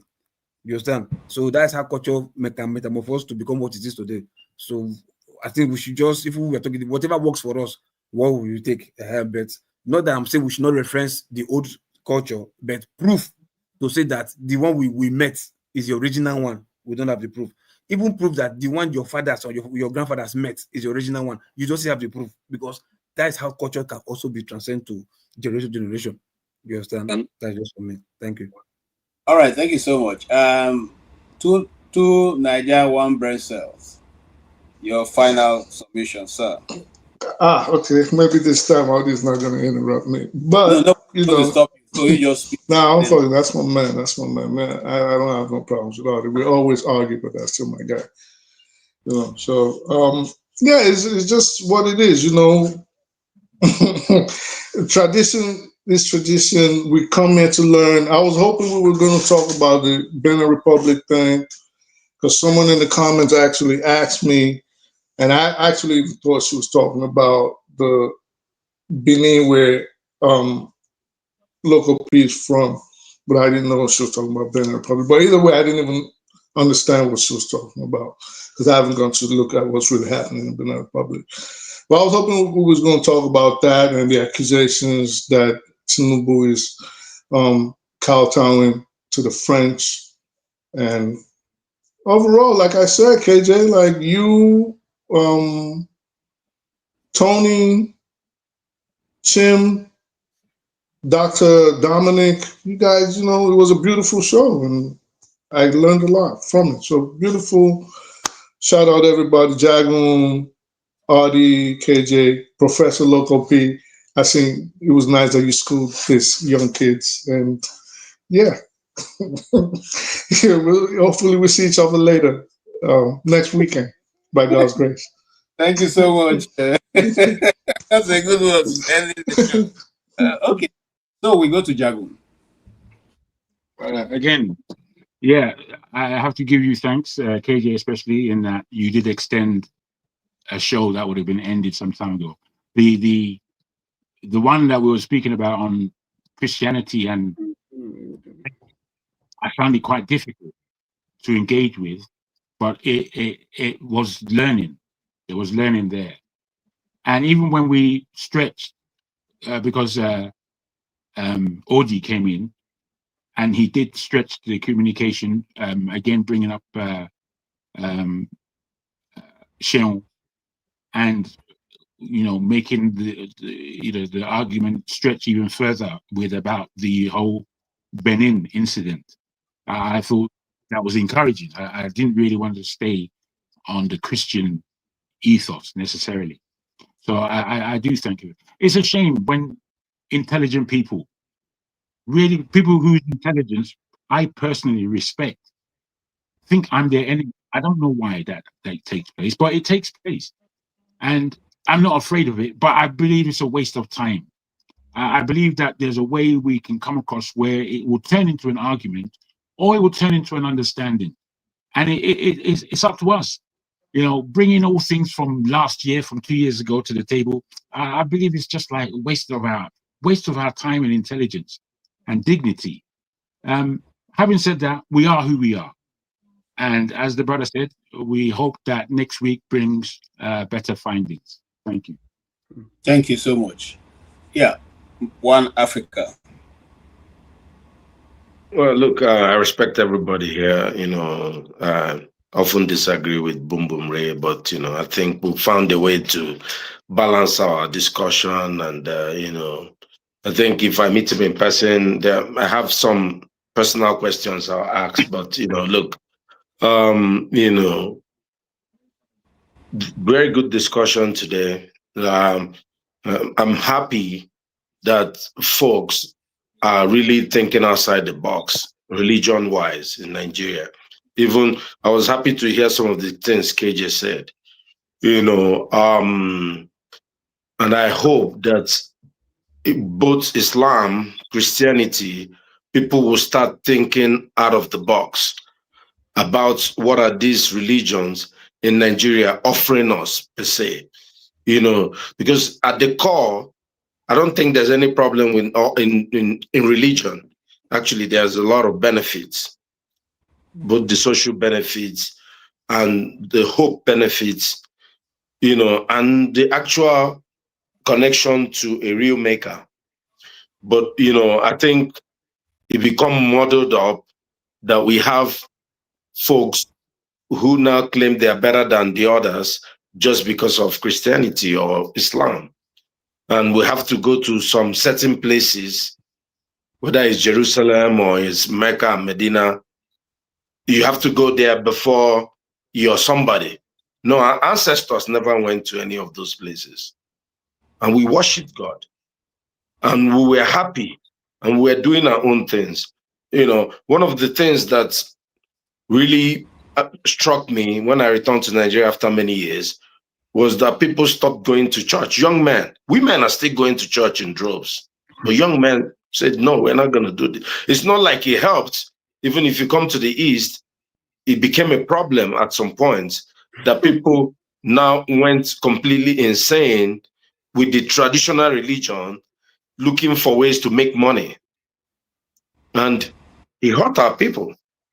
So I'm hoping that we can have this religion. Everybody drop your, shields And maybe one of these days I'll be involved in that discussion. But, you know, going back to Seun Kuti, I make bold to say, I will not transfer the love I have for Fela Anikulapo Kuti to Seun. It's not possible. It's not a legend like his father. And it's my own opinion. And whether he's bringing movement of the people or he's bringing PDP, he can keep it in his house. If he succeeds and he rules Nigeria, he will become my president. I don't, no problem with that. But I reject what he has to offer because he's not a role model. You know, and one more thing, you know, about what's happening in Benin Republic, which it's a shame we didn't go into that. I really wanted to really define people because what I like to know people's stake.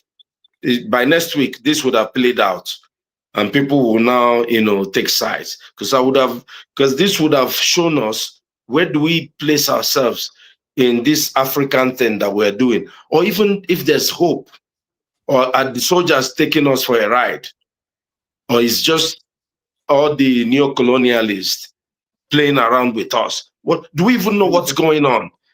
You know, like I feel so confused with that coup that I don't know, like, what to believe. Like, it's like one day someone may just do a coup in Nigeria and we don't know where we're going. And we just be taken over by some renegades or some foreign country. It's scary, you know. What happened? Imagine you being in Cotonou, which I've been for many times, and people are bombing down. You're just going to market to coming back with small thing for your children, and soon you're hearing flares and bombs. This is a scary thing, and hopefully this doesn't happen to our country. Well, Liz, I hope I'll see you guys again. Thank you for good conversation. Thank you so very much, and that will be it. I just want to conclude from where he has stopped.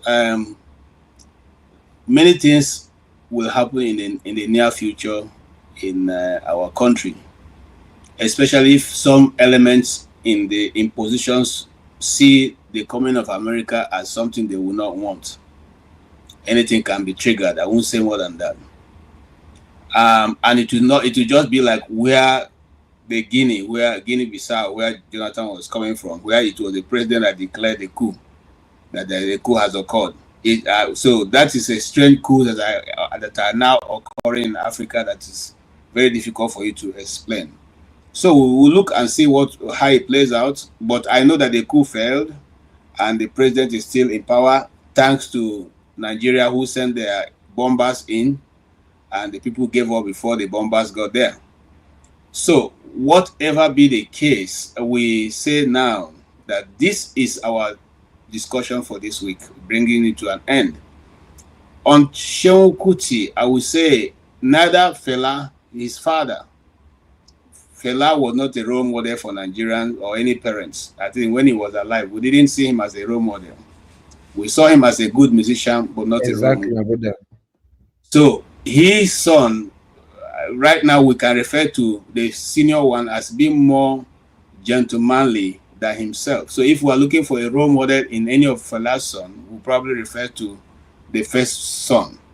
But on Seun, who was with us today, Seun has always been in this order. And I think if he's going to carry a legacy forward as an entertainer, he's going to have this same lifestyle he's displaying, which is what sells his market. And I don't think that we should expect him to be morally upright. Very few musicians are morally upright people. The last of the Mohicans, as I would say in this case, is the Jimmy Cliff, who just passed some days ago, who somehow, by virtue of his own doing, he was able to maintain himself from slipping off to any of the vices and live a very quiet and peaceful life.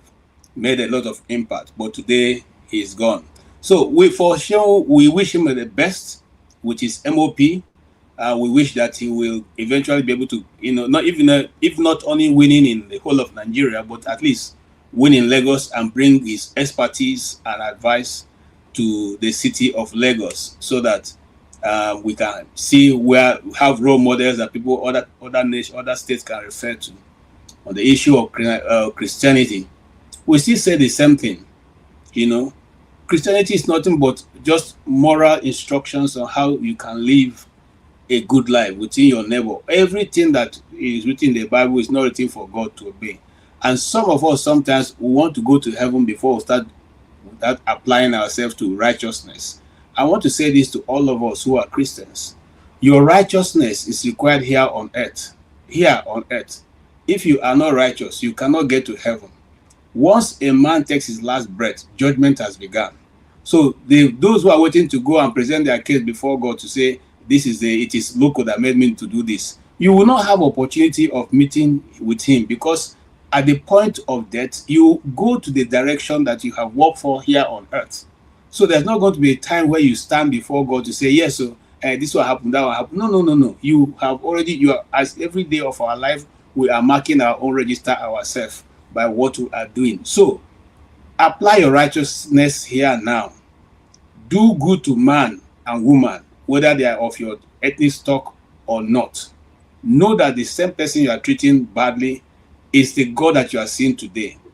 The Bible says, if you cannot treat the person you are looking at rightly, how do you think you can treat God right?